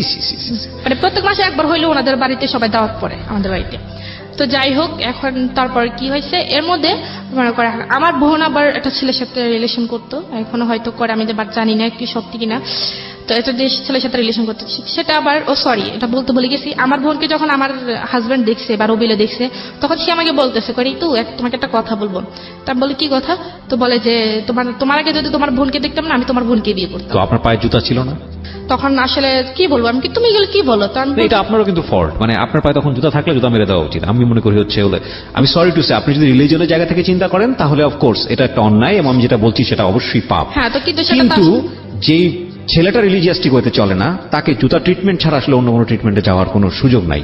হ্যাঁ, মানে আমি আসলে আজকে প্রেজেন্টের বাইরে চলে যাচ্ছি, সরি ফর দিস। আমি ভবিষ্যতে আরো কি বলবো আমি জানি না, কারণ আপনার গল্পটা যেদিকে যাবে আই এম রিয়েলি মানে আউট অফ মাইন্ড অ্যাকচুয়ালি। তারপর সে মনে করে এখন একজন হাজবেন্ড কার জন্য সাজে, তার ওয়াইফের জন্যই তো, বা একজন ওয়াইফ তার কার জন্য সাজে, Husband এর জন্য, definitely, হ্যাঁ। হাজবেন্ডের জন্য। সে যখন কোনো শার্ট পরে বা কোনো প্যান্ট পরে বা একটু হাইটই হয়ে বা একটু বাইরে হতো, তখন আমাকে মানে বলে ঋতু দেখো তো আমাকে ভালো লাগতেছে, বাইরে গেলে মেয়েরা আমাকে পছন্দ করবে, আমাকে ডিরেক্টলি এরকম বলে। এই লোকরে আপনি 3 মাস বাসায় থেকে পুষ্টি ইনজেকশন দিয়েছেন। হ্যাঁ, পরে আমি বললাম যে হ্যাঁ ভালোই তো লাগবে, তখন মানে কান্নাকাটি করতাম, কি কি বলবো। আর তখন একদিন মানে সে তখন বিভিন্ন মেয়েদের সাথে কথা বলা শুরু করে দেয়।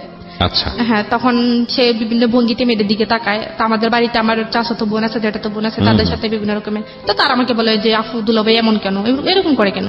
আমি বলছি থাক তোরা একটু দূরে থাকিস, তোরা কিছু বলিস না। তো সে আমাকে এরকম করে বলে যে তো একবার সে তার বন্ধুর বিয়ে, তো আমাদেরকে দাওয়াত দিচ্ছে, তখন আমি শাড়িটাই পরে বিয়েতে যেতেছে, বিয়েতে যাবে যায়। তো তার বন্ধুরা সবাই আসছে, আমরা একসাথে যাবো। তার এক বন্ধু বলতেছে ভাবি আপনাকে খুব সুন্দর লাগতেছে। আমাকে এই কথা কেন বলছে, সে আমাকে আর নিলই না ওইখানে। ছি। তো আমাকে সে বলে যে তোমাকে আর লোকে কেন সুন্দর বলবে। তা আমি বলছি তো তুমি যে নিজে শার্ট প্যান্ট পরে নিজে আমাকে বলে যে মেয়েরা তোমাকে লাইক করবে কিনা, তখন আমার কিছু খারাপ লাগে না? তখন আমি 100 বার বলতে পারবো আমি ছেলে, সেজন্য তুমি বলবা নাকি? সে আমাকে এরকম করে বলে। আমি বলছি, ঠিক আছে আমি আর বলবো না। আপনি ছেলে না, আপনি হ্যাঁ। যদি এটা হয়ে থাকে ইনফ্যাক্ট। তো তারপরে কি হয়েছে, সে একবার তো আমার বোন একটা ছেলের সাথে রিলেশন করতো, সেই আমার বোনের রিলেশনটা আমি মানতে পারতেছে না, কারণ আমার বোন যে ছেলের সাথে রিলেশন করতো সে একটু আরো একটু হাই কোয়ালিটি, মানে সে মনে করেন বিদেশে থেকে পড়াশোনা করে, তো সে আর একটা হাই কোয়ালিটি, মানে সে চাইতেছে না যে আমার বোন আরো মানে তার চেয়ে একটু উপর লেভেলের একটা ছেলেকে মানে পছন্দ করুক বা সেটা কেউ মেনে নিক, বা এরকম উপর লেভেলের কোনো ছেলে আমাদের বাড়ির জামাই। হ্যাঁ, তো তারপর আমার বোন যে ছেলের সাথে সম্পর্ক করতো, সে ছেলে কি নাম্বারটা কিভাবে পাইছে, পাইয়া সে ছেলের সাথে আমার বোন আমার হাজবেন্ডে বলছে যে আপনি যে মেয়ের সাথে কথা বলেন আপনি জানেন তার বিয়ে হয়েছে, তার একটা বাচ্চা আছে, আমার মেয়েকে দেখাই দিতেছে। তখন বলছে সে বিশ্বাস করে না, তো বলছে ঠিক আছে আমি প্রমাণ চাই। তখন সেই কি করছে, দেখাইছে, আনসার তো আমার মেয়েকে ওই ছেলের সামনে নিয়ে গেছে, নিয়ে আমার রবিআলো বলতেছে যে হাবিবা তোমার আম্মুর নাম কি, তোমার আঙ্কেলের কাছে বলো। তো সে আমার বোনের নাম বলে দিছে, কারণ আমার বোনকে সে চিনে। আমার বোন নাম বলেছে যে আমার আম্মুর নাম এইটা। তো বলে দিয়েছে, এখন সে তো বিশ্বাসই করবে, যে বলে যে এখন সেই মানে আমার বোনের হাজবেন্ড হচ্ছে সেই, আমি কেউ না। মানে ওই ছেলের সাথে সে এরকম ভাবে বলতেছে যে আমি তার হাজবেন্ড, আমি তার, সে আমাদের মেয়ে। Very nasty story. আমরা একটা বিরতি নেব প্রিয় শ্রোতা, ছোট্ট একটা বিরতি, মাত্র মিনিট 2-এর। আমরা রাত 1টার পরে এই গল্পটা আজকে কন্টিনিউ করছি, because this is a very very important story. একটা মেসেজ মনে রাখবেন যে বৈবাহিক সম্পর্কটা অনেক বড় একটা সম্পর্ক। বিয়ের ব্যাপারটা সিদ্ধান্ত নেবার আগে যত বছরই প্রেম করেন না কেন, যাই কিছু হোক না কেন, আমি সবসময় এই ধরনের গল্পে একটা কথা বলেছি, এটা আমি জাস্ট গল্পের এক্সপিরিয়েন্সের জায়গা থেকে বলি। I am not a guru, I am not a advisor. আমি যেটা বুঝি, মানে এত গল্প শোনার পরে আমার যেটা মনে হয় যে বিয়ের সম্পর্কে শুধু লাভ এনাফ না, বিয়ের সম্পর্কে শুধু দুইটা পরিবারের অবস্থা এনাফ না, বিয়ের সম্পর্কে অবশ্যই দুটো মানুষ দুটো মানুষের জায়গাটা থেকে কতটা যৌক্তিক, দুটো পরিবারের জায়গা থেকে কতটা রেশনাল, এবং প্রত্যেকটা জিনিস খুঁটিয়ে খুঁটিয়ে খুঁটিয়ে খুঁটিয়ে দেখা, এটা খুবই ইম্পর্টেন্ট। নইলে শুধু ইমোশন দিয়ে বিয়ে করলে, শুধু লাভ নিয়ে বিয়ে করলে, আমি বলছি না যে এক্সেপশন নাই, but exception is not example, exception is not the reality, হ্যাঁ, is not the scenario of the society. বেশিরভাগ সময় ইমোশনটা একটা স্টেজে গিয়ে ধ্বংস হয়ে যায়, এবং তারপরে শুরু হয় জীবনের সবচেয়ে ভয়াবহতম অধ্যায়। সেই অধ্যায় কি হলো? তারপর ওই ছেলে তো বিশেষ করে ফেলছে। এখন ওই ছেলে আমার বোনের সাথে মনে করেন সম্পর্কে একটা বিচ্ছিন্ন অবস্থায়। তখন আমার বোন আমাকে, মানে ও কি বয়ফ্রেন্ড ছিল আপনার বোনের? হ্যাঁ, আমার বোনের বয়ফ্রেন্ড ছিল। চিন্তা করুন অবস্থা। তারপর আমার বোন আমার কাছে বলে যে আফু এরকম দুলাভাই এটা কি করলো। তখন আমি বললাম যে ঠিক আছে, তুই ছেলের নাম্বারটা আমাকে দে, আমি সব বলতেছি। তখন আমি এই ছেলেকে মনে করো ছেলেকে স্যার ক্ষমাটা চাইছি। তখন আমি বললাম যে উনি এরকমই, আপনি ওনার কথা বিশ্বাস করেন না। তারপর সেই আমার বোনের সম্পর্কটা কোনোভাবে টিকতে দিবে না। সে কি করছে মনে করেন, আমার বোনের যে ইমো আইডি ইউজ করতো, তো সেই ইমো আইডি সে হ্যাক করে ফেলছে। এখন আমার বোনের কাছে মেসেজ করবে, সে সবকিছু দেখে। তো আমার বোন হয়তো ওই ছেলের সাথে কিছু সিক্রেট কথা বলছে, সেইগুলো দেখছে, কিছু ফ্রিক ফাটাইছে, সেগুলো দেখে ফেলছে। দেখে ফেলার ফলে সে আমার বোনকে ব্যাকলিং করতেছে যে তুমি এটা কি করতেছো, আমি তোমার আব্বু আমাকে সবকিছু বলে দেবো। তখন আমার বোন একটু ভয় পেয়ে গেছে, বলে যা ওই ছেলের কাছে নামে আমি তোমার মামলা দেবো, যে নারী নির্যাতনের মামলা। কারণ তোমাদের যে মেসেজ তুমি পাঠাইছো এগুলো দেখে আমি দেখাই মামলা দিব, তোমার আব্বুর কাছে বলতেছি, তোমার আম্মার কাছে বলতেছি। তো আমার বোন ভয় পেয়ে গেছে। আর আমার বলছে, বলার পর আমি সাথে সাথে আমার শ্বশুর বাড়ি থেকে আমার বাপের বাড়িতে চলে আসছি। আসার পর আসার পর আমি বলতেছি তুমি এসব কি করতেছো, তোমার বোন একটা অন্যায় কাজ করতেছে, এটা আমি বাধা দিতেছি, এটা তো আমি খারাপ কিছু করতেছি না। তখন কি করছে, সে আমার সবার সামনে এই মেসেজ গুলা দেখাচ্ছে, সেগুলো আসলে দেখার প্রয়োজন পড়ে না। তারপর দেখেছে, তখন ওর কারণে আমার বোনকে আমার মেজো জ্যাঠা খুব মারছে এই মেসেজগুলো দেখে। মানে এখন ওনারা জানি গেছে একটা ছেলের সাথে রিলেশন আছে, এখন এগুলো দেখে ছেলের সাথে রিলেশন কেন, এগুলো দেখে খুব মারছে। এটা তো আরো খুব সুন্দর করে ওয়াইজলি এটাকে সমাধান করা যেতে পারতো। নিজের ঘরের খবর চারদিকে জানা দেওয়ার কোনো মানে তো নাই, মানে হতো না। তো তারপর কি করছে, তারপরে সে থামে নাই। সে বলতেছে তুমি যদি আমার কথা না শোনো, তাহলে আমি কিন্তু ওই ছেলের নামে মামলা করে দিব। এমনকি আমি সবকিছু কথা বলি। এই অধিকারটা খাটাই কিভাবে আমি তো বুঝলাম না। মানে এটা আমার বোনের সাথে হয়েছে। এখন আমার বোন আসলে ওই ছেলেকে হয়তো প্রচন্ড ভালোবাসে, সেই জন্য আসলে ও ক্ষতি চায় না, সেজন্য বলছে ঠিক আছে আপনি কি বলেন। আমার বোন ওকে অফার করছে যে ওর সাথে ফিজিক্যাল রিলেশন করবে। দাঁড়ান 1 মিনিট, কাকে অফার করছে? আমার বোনকে। কি অফার করছে? ও আমার হাজবেন্ড। Are you sure? অবশ্যই। আমি একটা ভিডিও ছিল, সেটা আমি নিজেও দেখছি। কিসের ভিডিও? এটা জাস্ট এমনিতেই কিস করছে আপনার বোনকে? হ্যাঁ। সে ভিডিওটা কে করছে? সেই করছে। করে আপনাকে দেখাইছে? আমাকে দেখাইছে। তখন আমাকে দেখা নাই, আমি ওই অবস্থায় আমি ওইখানে চলে গেছি। আচ্ছা, ঘটনাটা শুনি কি হয়েছে। তখন সে আমার বোনকে বলছে, আমার বোন আসলে রাজি হয়নি। ব্ল্যাকমেইল করছে যে তুমি যদি এটা করো, ওনার কথা না শুনে, রবিলের কথা যদি না শুনে, তাহলে সেই ওই ছেলের নামে মামলা করে দিবে, নারী নির্যাতনের মামলা করে দিবে। এমনকি সে তার সবকিছু ওকে আছে, শুধু একটা ফোন যাবে, মামলা হয়ে যাবে। তাকে বাড়ি থেকে তার ফ্যামিলি সহ তাকে নিয়ে যাবে, এরকম একটা দেখাচ্ছে। দেখানোর পর সে আমার বোন তো মনে করেন এখন একটা দুটান অবস্থা হয়ে গেছে। তখন তো যা হওয়ার হয়েছে, তখন আমি হঠাৎ কোন একটা কাজে আপনার বোনকে অফার করেছে, আপনার বোন সেটা রাজি হচ্ছে? প্রথমে রাজি হয়নি, সে আমার বোনকে অনেক ভয়টাই দেখাইছে। তো আমার বোন এটার জন্য খুব কাঁদছে। আর সে আমার বোন মনে করেন একটু ঘটনা যখন আমি দেখে, ওর বয়স তখন 16 বছর। See, this is another case, যেটা ওর ক্ষেত্রেও হয়েছে। যখন ওর বয়সটা ছিল 16 বছর, একইভাবে ব্ল্যাকমেইল করেছে। এই ছবলটা ঠিক ওর আপন বোনের ক্ষেত্রেও মেরেছে। হ্যাঁ, তারপর তখন আমার বোন এটা হওয়ার পর ও নিজের হাত তার সব কেটে মনে করেন করে ফেলছে, সুইসাইড করতে গেছে আমার বোনে। বোনের সঙ্গে আপনার হাজবেন্ড এটা হয়েছে? হ্যাঁ, না হয় নাই, শুধু এমনিতে যেটা হয় আর কি, এমনি হয়েছে। আর এটা ও ভিডিও করছে। তো তখন আমি ওই অবস্থায় ওইখানে চলে ওদেরকে ওই অবস্থা দেখে ফেলছি। দেখে বলার পর আর তখন আমার বোনকে তো ছেড়ে দিচ্ছে। ছেড়ে দেওয়ার পর আমার বোন আমাকে জড়াই ধরে কাঁদতেছে, খুব কান্নাকাটি করে এসব কথা বলতেছে। তখন আমি যখন বলছি যে তুমি এসব কিছু করতেছো, আমি এক্ষুনি সবাইকে জানাই দিব, তখন ও আমাকে বলে যে তুই যদি বলস, আমি বলবো যে তুই তোর বোনকে আমার কাছে দিয়ে গেছিস। ও আমাকে বলতেছে। তখন আমি তো এবার কি বলবো, এখানে আমার তার কিছু বলার নেই। আমি বলছি তুমি আমাকে এবার ব্ল্যাকমেইল করতে পারো না। বলা যে অবশ্যই করবো, তুই যদি এটা কারোর কাছে প্রকাশ করতে চাস, আর তোর বোনের ভিডিও আছে সেটা আমি কি জানি নেটে ছেড়ে দিব, আর তুই যদি কোনো কিছু করতে চাস, কারোর কাছে বলতে চাস, তা আমি তোকে উল্টা ফাঁসিয়ে দিব। আপনাদের বাড়িতে হচ্ছে? আমাদের বাড়িতে হয়েছে। তখন আমি কি, তখন আমার বোনে আমার বাবা কোথায় ছিল সেই সময়? আমার মা নানুদের বাড়িতে ছিল। আপনার বাবা মা? আমার আব্বা বাড়িতেও ছিল, দেশের বাড়ি ছিল, আর আম্মা নানুদের বাড়িতে ছিল। তখন আমি বড় ভাইরা কোথায় ছিল? বড় ভাই বাইরে থাকে। দেশের বাইরে থাকে, মানে আপনাদের বাড়িতে আপনারা 2 বোন ছাড়া কেউ নাই? না, আমার ছোট একটা ভাই আছে, ও হাবিজিতে পড়ে। তার মানে আপনাদের বাড়িতে শুধুমাত্র আপনারা 2 জন? হ্যাঁ, আর আর আপনার দাদু মেয়েটা? আছে। দাদু ধরেন আমাদের তো নতুন বাড়ি পুরান বাড়ি যেটা বলে, দাদুরা পুরাতন বাড়িতে থাকে আর আমরা নতুন বাড়িতে। তো দাদু কাজ টাজ করে চলে যায়, তো সবসময় থাকে না। ওকে, তারপর? তো তারপর এখন এসে আমাকে এরকম ব্ল্যাকমেল করছে, আমি আর কিছু বলতে পারি। তখন আমি আমার বোনের কাছে আমার বোনের পা ধরছি। আমি বলছি তুই ওর হয় আমার মানে আমার কি জানি ওর হয় আমি তোর কাছে মাপ চাইতেছি, তুই ওরা মাপ করে দিস। ফলে যে পরে ও কি করছে মনে করেন, ওই দিন আপনার হাত পা কেটে লিছে, আপনার হাত পা কেটে লিছে, কাইটে মনে করেন ও সুসাইড করবে এরকম বলে যে আমার জন্য এত সমস্যা। ওই ছেলে আবার জানে না।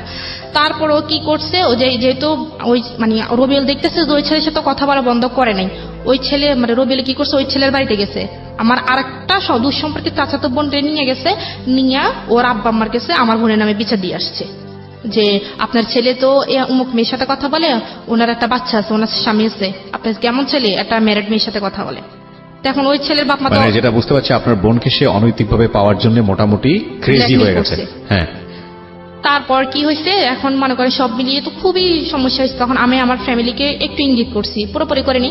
তো আমার আব্বু বলতেছে তোমার এখানে থাকার দরকার নাই, ডিভোর্স হয়ে যাবে, এখানে থাকার দরকার নেই। এরপরে মনে করেন ওই ছেলের সাথে অনেক সমস্যা করছে, তারপরে বলছে যে ডিভোর্স হয়ে যাক। আমি বলছি যে আমার আব্বা আমার মেয়েটা কি হবে, আমি হয়তো একটা ভালো ছেলে পাবো, ও একটা ভালো মেয়ে পাবে, আমার মেয়েটার কি হবে, আমার মেয়ে তো মা হারালে বাপ হারালো, ওদের সমস্যা না, আমি মেয়ের ব্যবস্থা করতেছি। তো আমার বাবা কি করছে, ওরে ডিরেক্টলি বলছে যে আমার মেয়ে আসা সাইডা দাও, আমার মেয়েকে তুমি পাইবা না, তুমি একটা ডিভোর্স লেটার পাঠাতে। এখন ও যদি ডিভোর্স পাঠাতে যায় তাহলে সম্পূর্ণভাবে কিন্তু আমি সবকিছু পাও না, কারণ আমার যে কাবিননামা বা আমাদের যে সবকিছু নিয়ে গেছে এগুলো তো মানে আমি আইনগত ভাবে আমি পাই, তো সেজন্য ও আমাকে ডিভোর্স দিচ্ছে না।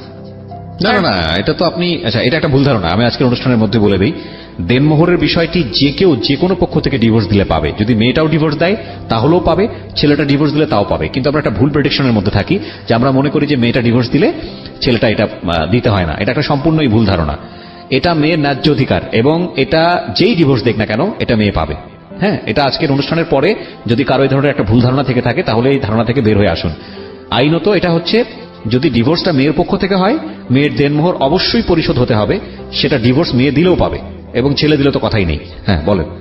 তারপর মনে করেন এরকম কিছু হয়েছে, এখন তারা আমাকে ডিভোর্স দিবে না, মানে এরকম আমাকে মনে করেন নানান ভাবে টর্চার করতেছে, আমার গায়ে হাত তুলতেছে, খুব হাত তুলতেছে। একবার ওদের বাড়িতে মানে তারপরে আমি যখন ওদের বাড়িতে গেছি তখন ও মানে পকেটে 200 টাকা রাখছে, এটা আমি জানি না। এখন ওর ভাইরা আছে, ওর একটা ভাই আছে, ও আবার একটু হাত লাড়ে, মানে ছোট্ট টাইপের আর কি, মনে করেন 100-200 টাকা পাইলে এগুলো নিয়ে যায়। তো আমাদের রুমে, আমরা যে রুমে থাকি রুমে পকেটের ভিতরে 200 টাকা রাখছে। রাখার পর এখন ধানের দিন আসছে, আমরা ধানটা নিয়ে সবাই বাইরে কাজে ব্যস্ত। ও দুপুরবেলা আমার হঠাৎ খাইতে গেছে, আমাকে বলতেছে আরে চোরের ঘরে চোর, তুই আমার টাকা দে, মানে ডিরেক্টলি সবার সামনে। আমি তো মানে অবাক হয়েছি, কি আমি টাকা কিসের চোর, কিসের টাকা? তোর যে আমি পকেটে 200 টাকা রাখছি, তুই আমার টাকা নিচ্ছিস না, তুই আমার টাকা দে। আমি বলছি খোদার কসম আমি টাকা নেই, আমি করার সেবে হাত দিয়ে রাখতে পারবো, আমি টাকা নিই। তো সে আমাকে খুব গালিগালাজ করছে। গালিগালাজ করার পর আমি মানে এভাবে বলছি যে আমি বলছি আল্লাহ যে টাকাগুলো নিছে সে আল্লাহ তার বিচার করে। আজ যে যাই মানে যে তাকে মানে অবিচার অন্যায়ভাবে তাকে গালিগালাজ করছে, তাকে যেন আল্লাহ বিচার করে, আমি এভাবে বলছি। বলার পর আমি দরজাটা লাগিয়ে ফেলছি। সেই গোসল করতে গেছে, গোসল করে আইসা মানে 5 মিনিটও দাঁড়ায়নি। আমি বলছি যে তুমি একটু দাঁড়াও, আমি জামা কাপড় চেঞ্জ করতেছি, তুমি একটু দাঁড়াও, আমি জামা কাপড় চেঞ্জ করি। কারণ আমার পাশের আমি আমার শ্বশুর, বাইরে দরজার সামনে আমার দেবর আছে, তাহলে আমি তাদের সামনে কিভাবে এই অবস্থায় দরজা খুলি? দরজাটা খোলার দেরি হয়েছে কেন, সেই দরজা মরজা ভাঙ্গে আমার শ্বশুর আমাকে খুব গালিগালাজ করছে। তখন তার হাতে একটা বাঁশের একটা কাঁচা ছিল, তো সেটা আইনা আমি ভাবছি, আমি জানতাম যে দরজাটা খুলিস আমাকে মারবে, তো এভাবে যে মারবে আমি জানি না। তো আমি মানে তার ভয়ে আমি দরজার পাশে লুকিয়েছিলাম। সে ওইখান থেকে আমাকে আইনা কাঁচা দিয়ে মানে প্রায় 10-16-17টা বাড়ি দিয়ে দিচ্ছে। তখন সে তার মানে আমার শ্বশুরে মানে আয়সা একটু না ধরে তাকে বলতেছে, মানে এভাবে বলছে যে মার, ভালো মতে মার, এরকম কইটা বলছে।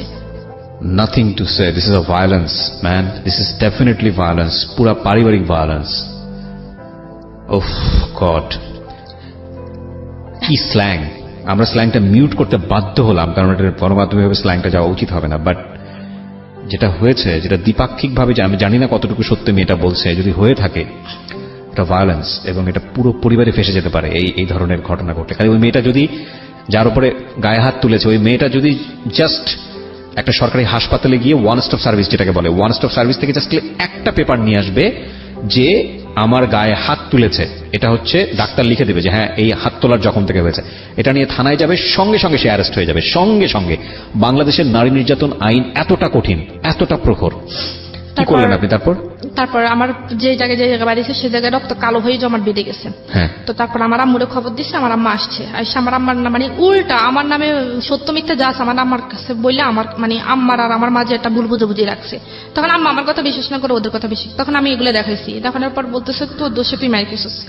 তাহলে বলছে তখন সে আমাকে কোনো ওষুধপত্র কোনো কিছু কিনে দেয় না। তখন আমি অনেকদিন ব্যথায় ভুগছি, ভোগার পরে আমি আমার আব্বুর কাছে বলছি, আব্বুর কাছে আমি ছবি তুলে পাঠিয়ে দিছি যে দেখেন আমাকে কি করছে, মানে এই গায়ের যে আঘাতের ছবিগুলো, মানে যে জমা জখমগুলো। ওটার ছবি তুলে পাঠাচ্ছি। তো আমার আব্বু বলতেছে ঠিক আছে তুই এক্ষুনি চলে যা। তো আমি বলছি ওরা তো আমার যাইতে দিব না। তখন সে বলছে যে কি আমার শ্বশুর কাছে ফোন দিয়েছে, আমার আব্বু বলতেছে যে আমাদের বাড়িতে একটা কাজ আছে, মেয়ের একটু পাঠান, 2 দিন থেকে চলে যাবে। তখন আমি আমার মেয়েরে নিয়ে চলে গেছি। চলে যাওয়ার পর আমার আব্বু বলছে যে ওরে ফোন দিয়েছে, তো তুমি আমার মেয়ের সাথে আর কোনো সম্পর্ক রাখবে না, আমাকে আমি 1 মাসের মধ্যে আমি ডিভোর্স লেটার পাঠাইতেছি। তখন সে কি করছে, আমার আব্বার কাছে মাপ টাপ চাইছে, সাইয়া সে আমাদের বাড়িতে গেছে। বৃহস্পতিবার গেছে, শুক্রবারের দিন সে আমার মেয়েকে বলতেছে যে আমি মেয়ের ওরে নিয়ে একটু হাবিবের নিয়ে একটু দোকান থেকে ঘুরে আসি। তখন তো আমি আর জানতাম না তার বুঝতে মনে পারছি, কিছু। চুরি করে নিয়ে চলে যাবে। চলে গেছে। হ্যাঁ, তার থেকে আর দেয় যায়নি, তার থেকে প্রায় 2 মাস হয়ে গেছে। 2 মাস হয়ে যাওয়ার পর সে আর কোনো যোগাযোগ রাখে নাই তার সাথে। তাদের সম্পূর্ণ সিম তারা চেঞ্জ করে ফেলছে। এটা কতদিন আগের ঘটনা? এটা আরো ধরেন 4 মাস আগের ঘটনা। আচ্ছা, তারপর সম্পূর্ণ সিম চেঞ্জ করে বলছে। তখন আমি খুব কানাকাটি করছি, তখন আমি নিজে তো যাইতে পারবো না। তখন আমি আমার এক কাকারে পাঠাইছি, আর আমার কাকা ওইখানে গেছে, ওইখানে ওনাকে সবাই ধরছে, মারধর করবো, ওনারা এটা করবো। তখন আমার কাকা ভয়ে চলে আসছে যে ওইখানে ওনারা ভালো ব্যবহার করতেছে না আমার সাথে, আমি যেতে পারবো না। তখন আমার বাবা বলছে যে ঠিক আছে এই বিয়ে এখানে তোর ভাগ্যে নাই, তোর মেয়ে যদি তোকে যদি তোর মেয়ে মা বলে মনে করে তাহলে তোর মেয়ে তোর কাছে একদিন ফিরে আসবে, এটা মনে রেখে। তারপর আমার আব্বারা ওইখান থেকে কোর্টে ইয়ে করে ডিভোর্স লেটার পাঠিয়ে দিচ্ছে। তো ও নাকি রিসিভ করে না, ওইটা আবার কাজে খুশি চলে গেছে। কতদিন আগে পাঠিয়েছে? 3 মাস আগে পাঠিয়েছে। 3 মাস আগে পাঠিয়েছে। ডিভোর্স লেটার এক পক্ষ থেকে পাঠানোর পরে 3 মাস 13 দিন অতিবাহিত হলে সেটা অ্যাক্টিভ হয়ে যায়। সো আপনার যদি 3 মাস 13 দিন অতিবাহিত হয়ে থাকে তাহলে অলরেডি ডিভোর্স হয়ে গেছে, যদি প্রসিডিং এ কোনো ঝামেলা না থাকে। আমি তার আগে আপনাকে একটা কথা বলতে চাই। একটা কথা হচ্ছে, মেয়েটাকে যে নিয়ে গেছে শুধুমাত্র জিঘাংসা থেকে, মেয়েটাকে তো লাভ করে না সে, তার ফ্যামিলির কেউই লাভ করে না, শুধুমাত্র রাগারাগির পর্যায়ে থেকে সেই জিনিসটা করেছে। আমাকে কষ্ট দেওয়ার জন্য। আপনি স্টেপ নেননি কেন? লিগ্যাল কোনো স্টেপ নেননি কেন? আপনি ওকে ইজিলি ডিভোর্সটা কেন দিলেন?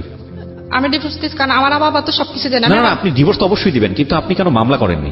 মামলা করে আমার বাবা মামলা করতে চায়নি, কারণ মামলা করলে মনে করেন এখানে মানুষ হাসাহাসি হবে, সেজন্য বা মান সম্মানের দিকে তাকিয়ে আমার বাবা মামলা। এটাই সবচেয়ে বড় ভুল, এটাই সবচেয়ে বড় ভুল। আর কত হাসাহাসি অফ হবে বলেন? হাসাহাসি কি কম হয়েছে? ওর তো শাস্তি হওয়া উচিত ছিল। এত বড় শাস্তির পর আপনারা ছাড় দিয়ে দিলেন, এটা আপনাদের অনেক বড় একটা অপরাধ। আপনারা যা বলেছেন এখানে সেটা যদি সত্যি হয়ে থাকে একপাক্ষিক, আমি আবার বারবার বলছি, কারণ আমি হয়তো আপনার হাজবেন্ড এখানে সামনাসামনি থাকলে সে হয়তো তার বলার যুক্তি ছিল। যদি আপনি যা বলেছেন সবকিছু সত্যি হয়ে থাকে তাহলে আপনাদের অবশ্যই মামলা করা উচিত ছিল। আপনার সন্তানকে ফিরে পাওয়ার জন্য, আপনার সন্তানের বয়স কত? আমার 2.5 বছর। 2.5 বছর। আপনার সন্তানকে পাওয়ার আপনার লিগ্যাল রাইট আছে। আপনার সন্তানকে পাওয়ার জন্য আপনার মামলা করা উচিত। আপনি কেন?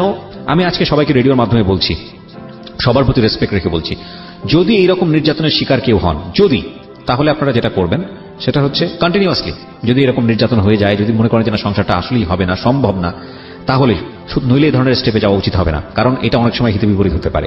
যে আপনি যদি মনে করেন যে সংসারটা আসলে হবে না এবং আপনি বঞ্চিত হচ্ছেন, একটা ডিসিশন যদি আপনি নিয়েই ফেলেন, সরকার কিন্তু প্রুফ ছাড়া, আইন কিন্তু প্রুফ ছাড়া এক কলমও নড়ে না।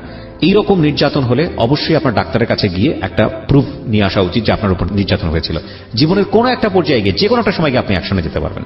সুতরাং আপনি অনেক বড় ধরনের ভুল করেছেন আমি বলবো। আপনি আজকে মন খুলে কথা বলার জন্য এখানে এসেছেন, কারণ আপনি হয়তো কাউকে সলিউশন দিতে আসেননি, বা আপনার জীবন গল্প শুনে কে কোন লেসন পেল সেটার জন্য আপনি এখানে আসেননি। আপনার মেয়েটা কি অবস্থায় আছে সেটাও আপনি জানেন না। তারপরেও আমি আপনাকে একটা প্রশ্ন করব, সেটা হচ্ছে, কি মনে হয় আরো আগে যদি চলে আসতেন তাহলে জীবনটা আরো সুন্দর হতো না? এখন এটাই মনে হয় যে তখন যদি, তো আমার বারবার এটাই মনে হয় যে যখন প্রথম ফিজিক্যাল রিলেশন হয়েছে তখন যদি আমি আমার মনটাকে চেঞ্জ না করে তখন যদি আমি চলে আসতাম, কারণ আমার exactly that is the point, that is the lesson of the story. বাংলাদেশের সামাজিক প্রেক্ষাপটে অনেক মেয়েই আছেন, এবং আমাদের সামাজিকতার লেসনটাই এটা, যারা শারীরিক সম্পর্কটাকে এত বড় কিছু মনে করে পুরো জীবনটাকে বলি দিয়ে দেন। That is absolutely wrong, absolutely wrong. এবং আমি আবারও বলতেছি, এটা 100% রং। আমরা এই আয়ামে জাহিলিয়া যুগের বসবাস করি না। একটা শারীরিক সম্পর্কের জন্য পুরো জীবনটা শেষ হয়ে যায় না। Please be remember this. ওর মুখ থেকে এটা বের হয়েছে, আমি এটার জন্য ওয়েট করতেছিলাম যে এই কথাটা ও বলুক। যদি ও ওই সময়টা চলে আসতো তাহলে ওর জীবনটা আজকে অন্য জায়গায় থাকতে পারতো। আপনি লেখাপড়ার পরবর্তীতে কন্টিনিউ করেননি, রাইট? করতে দেয়নি আমাকে। এখন কি অবস্থা? পড়াশোনা করবেন, ভবিষ্যৎ পরিকল্পনা আছে কোনো কিছু? এখন এরকম অবস্থায় এরকম পরিকল্পনা আছে। এখন আমার বাবা তো আমাকে পুরো সাপোর্ট দিতেছে, বলতেছে যে তুমি যা হয়েছে তুমি ভুলে যাও, যেটা এটা তোমার জীবনে একটা অ্যাক্সিডেন্ট। কিন্তু আমি ভুলতে পারতাম, যদি আমার একটা মেয়ে না থাকতো তাহলে আমি অবশ্যই বলতে পারতাম। কিন্তু আমি আমার মেয়েটাকে খুব মিস করি, যে মাঝে মাঝে তার নাম্বারে ফোন দিই যে মেয়ের সাথে কথা বলার জন্য, কিন্তু তার নাম্বার কোনোভাবে আমি অপশন পাই না। খুব কঠিন। আমি আপনাকে একটা কথা বলি ঋতু, এর পরের পরিস্থিতি হয়তো বা আরো কঠিন হবে। তাওয়াক্কাল তো আল্লাহ, আল্লাহ সবার ভালো চান, হয়তো কঠিন হবে না। আমি যদি কঠিন হয়, এমন হতে পারে আপনার পরিবার থেকে আপনি হয়তো নেগলেক্টের শিকার হবেন। আল্লাহ না করুক, আপনার বাবা হয়তো আপনার খুব ভালো, হ্যাঁ, হয়তো আশীর্বাদ হিসেবে এসছে। তারপরেও দেখবেন যে একটু এদিক ওদিক হলে হয়তো অন্যরকম কোনো কথা বলবে, নিজের কাছে সহ্য করতে পারবেন না। সুতরাং আমি আপনাকে বলবো পড়াশোনাটা কন্টিনিউ করেন। আপনার বয়স কত এখন? এই তো 19 চলতেছে। 19 চলতেছে। আপনি এসএসসি পাস করেছেন, রেজাল্ট কি ছিল? 4.33। আপনার আবার নতুন করে শুরু করার বয়স আছে এবং আপনি খুব ইজিলি সেটা শুরু করতে পারবেন। শুরু করেন, তারপরে নিজের পায়ে দাঁড়ান। একদিন এইসব প্রতিকূলতার বিরুদ্ধে কথা বলতে পারবেন। যদি নিজের পায়ে না দাঁড়ান, সারা জীবনে আপনি বোঝা হয়ে থাকবেন, সেটা আরো বেশি কষ্টকর। এখন ডিভোর্স পাঠানোর পর বিভিন্ন জায়গা থেকে আমার জন্য বিয়ের জন্য আসছে আমার বাবা। আবার নো, আমি অবশ্যই আপনার ফ্যামিলিকে বলবো নট নাও প্লিজ। আমি রিজেক্ট করছি, আমি যে আমার জীবনে বিয়ে একটা হয়ে গেছে, কারণ আমার না, আপনি এটাও ডিসাইড করেন না। বিয়ে একটা ভবিষ্যতে, এটা ঠিক আছে, এটা নিয়তির উপর ছাড়েন। বিয়ে আপনি করবেন, আপনার বিয়ে করার যথেষ্ট বয়স আছে, কিন্তু লেখাপড়াটা করেন, লেখাপড়া করেন, নিজের পায়ে নিজে দাঁড়ান, অর্থ রোজগার করেন, তারপর একটা সিদ্ধান্ত নেন। তার আগ পর্যন্ত সিদ্ধান্ত নিন না, নইলে এর চেয়ে ভয়াবহ ঘটনা যে ভবিষ্যতে ঘটবে না তার কোনো গ্যারান্টি আছে? আপনার বাবা মাকে এটা বোঝান। আজকের এই অনুষ্ঠানটা তাদেরকে শুনতে বলবেন। আমি আপনাদেরকে রিকোয়েস্ট করছি, প্লিজ আপনার মেয়েকে আপনি স্বাবলম্বী না করে তাকে বিয়ে দিয়েন না। আপনার মেয়েকে অবশ্যই লেখাপড়া করান এবং তার নিজের পায়ে দাঁড়ানোর মতো সক্ষমতা অর্জন করার পরে তাকে বিয়ে দেন। ও দেখতে শুনতে মাশাআল্লাহ ভালো আছে, ওর বয়স অনেক অল্প, এখনই বিয়ে দেন না, কারণ এর চেয়েও ভয়াবহ ঘটনা কিন্তু ওর সেকেন্ড লাইফে ঘটতে পারে। সো প্লিজ এখনই বিয়ে দেন না। আমরা আজকের এই অনুষ্ঠানটা শেষ করতে চাই শুধু একটা কথাই বলে। 2-3টা জায়গায় অনেক বড় ধরনের গলদ আছে। একটা হচ্ছে যে এই যেই ছেলেটার কথা আজকে এখানে এসছে রবিউল, তার মতো মানুষ আমাদের সমাজে ভরপুর, অনেক আছে। আমরা সব রবিউলকে সংশোধন করতে পারবো না, কিন্তু রবিউলরা যদি আমাদের জীবনে আসে তাহলে আমাদের কি করা উচিত, সেই জায়গাটায় অনেক বড় একটা শিক্ষা আছে, বিশেষ করে মেয়েদের ক্ষেত্রে। একটা শারীরিক সম্পর্ক পুরো জীবনটা শেষ হয়ে যায়, এটা যারা মনে করে তারা বোকার স্বর্গে বসবাস করে। এই ধরনের সেন্স নিয়ে যদি কেউ আপনি আপনার জীবনটাকে বলি দিয়ে থাকেন, তাহলে এর চেয়েও ভয়াবহ রকমের শিকারের হতে পারেন। শুধু এটাই মনে রাখবেন আজকের এই জীবন গল্প থেকে। আমরা শেষ করছি প্রিয় শ্রোতা আজকের এই জীবন গল্প। সবার জীবনটা সুন্দর হোক, এই জন্যেই প্রতি বুধবার কিংবা প্রতি রবিবার আমরা নির্মম এবং ভয়াবহ রকমের কিছু জীবন গল্পের এখানে অবতারণা করি, যাতে করে আপনারা ভালো থাকেন।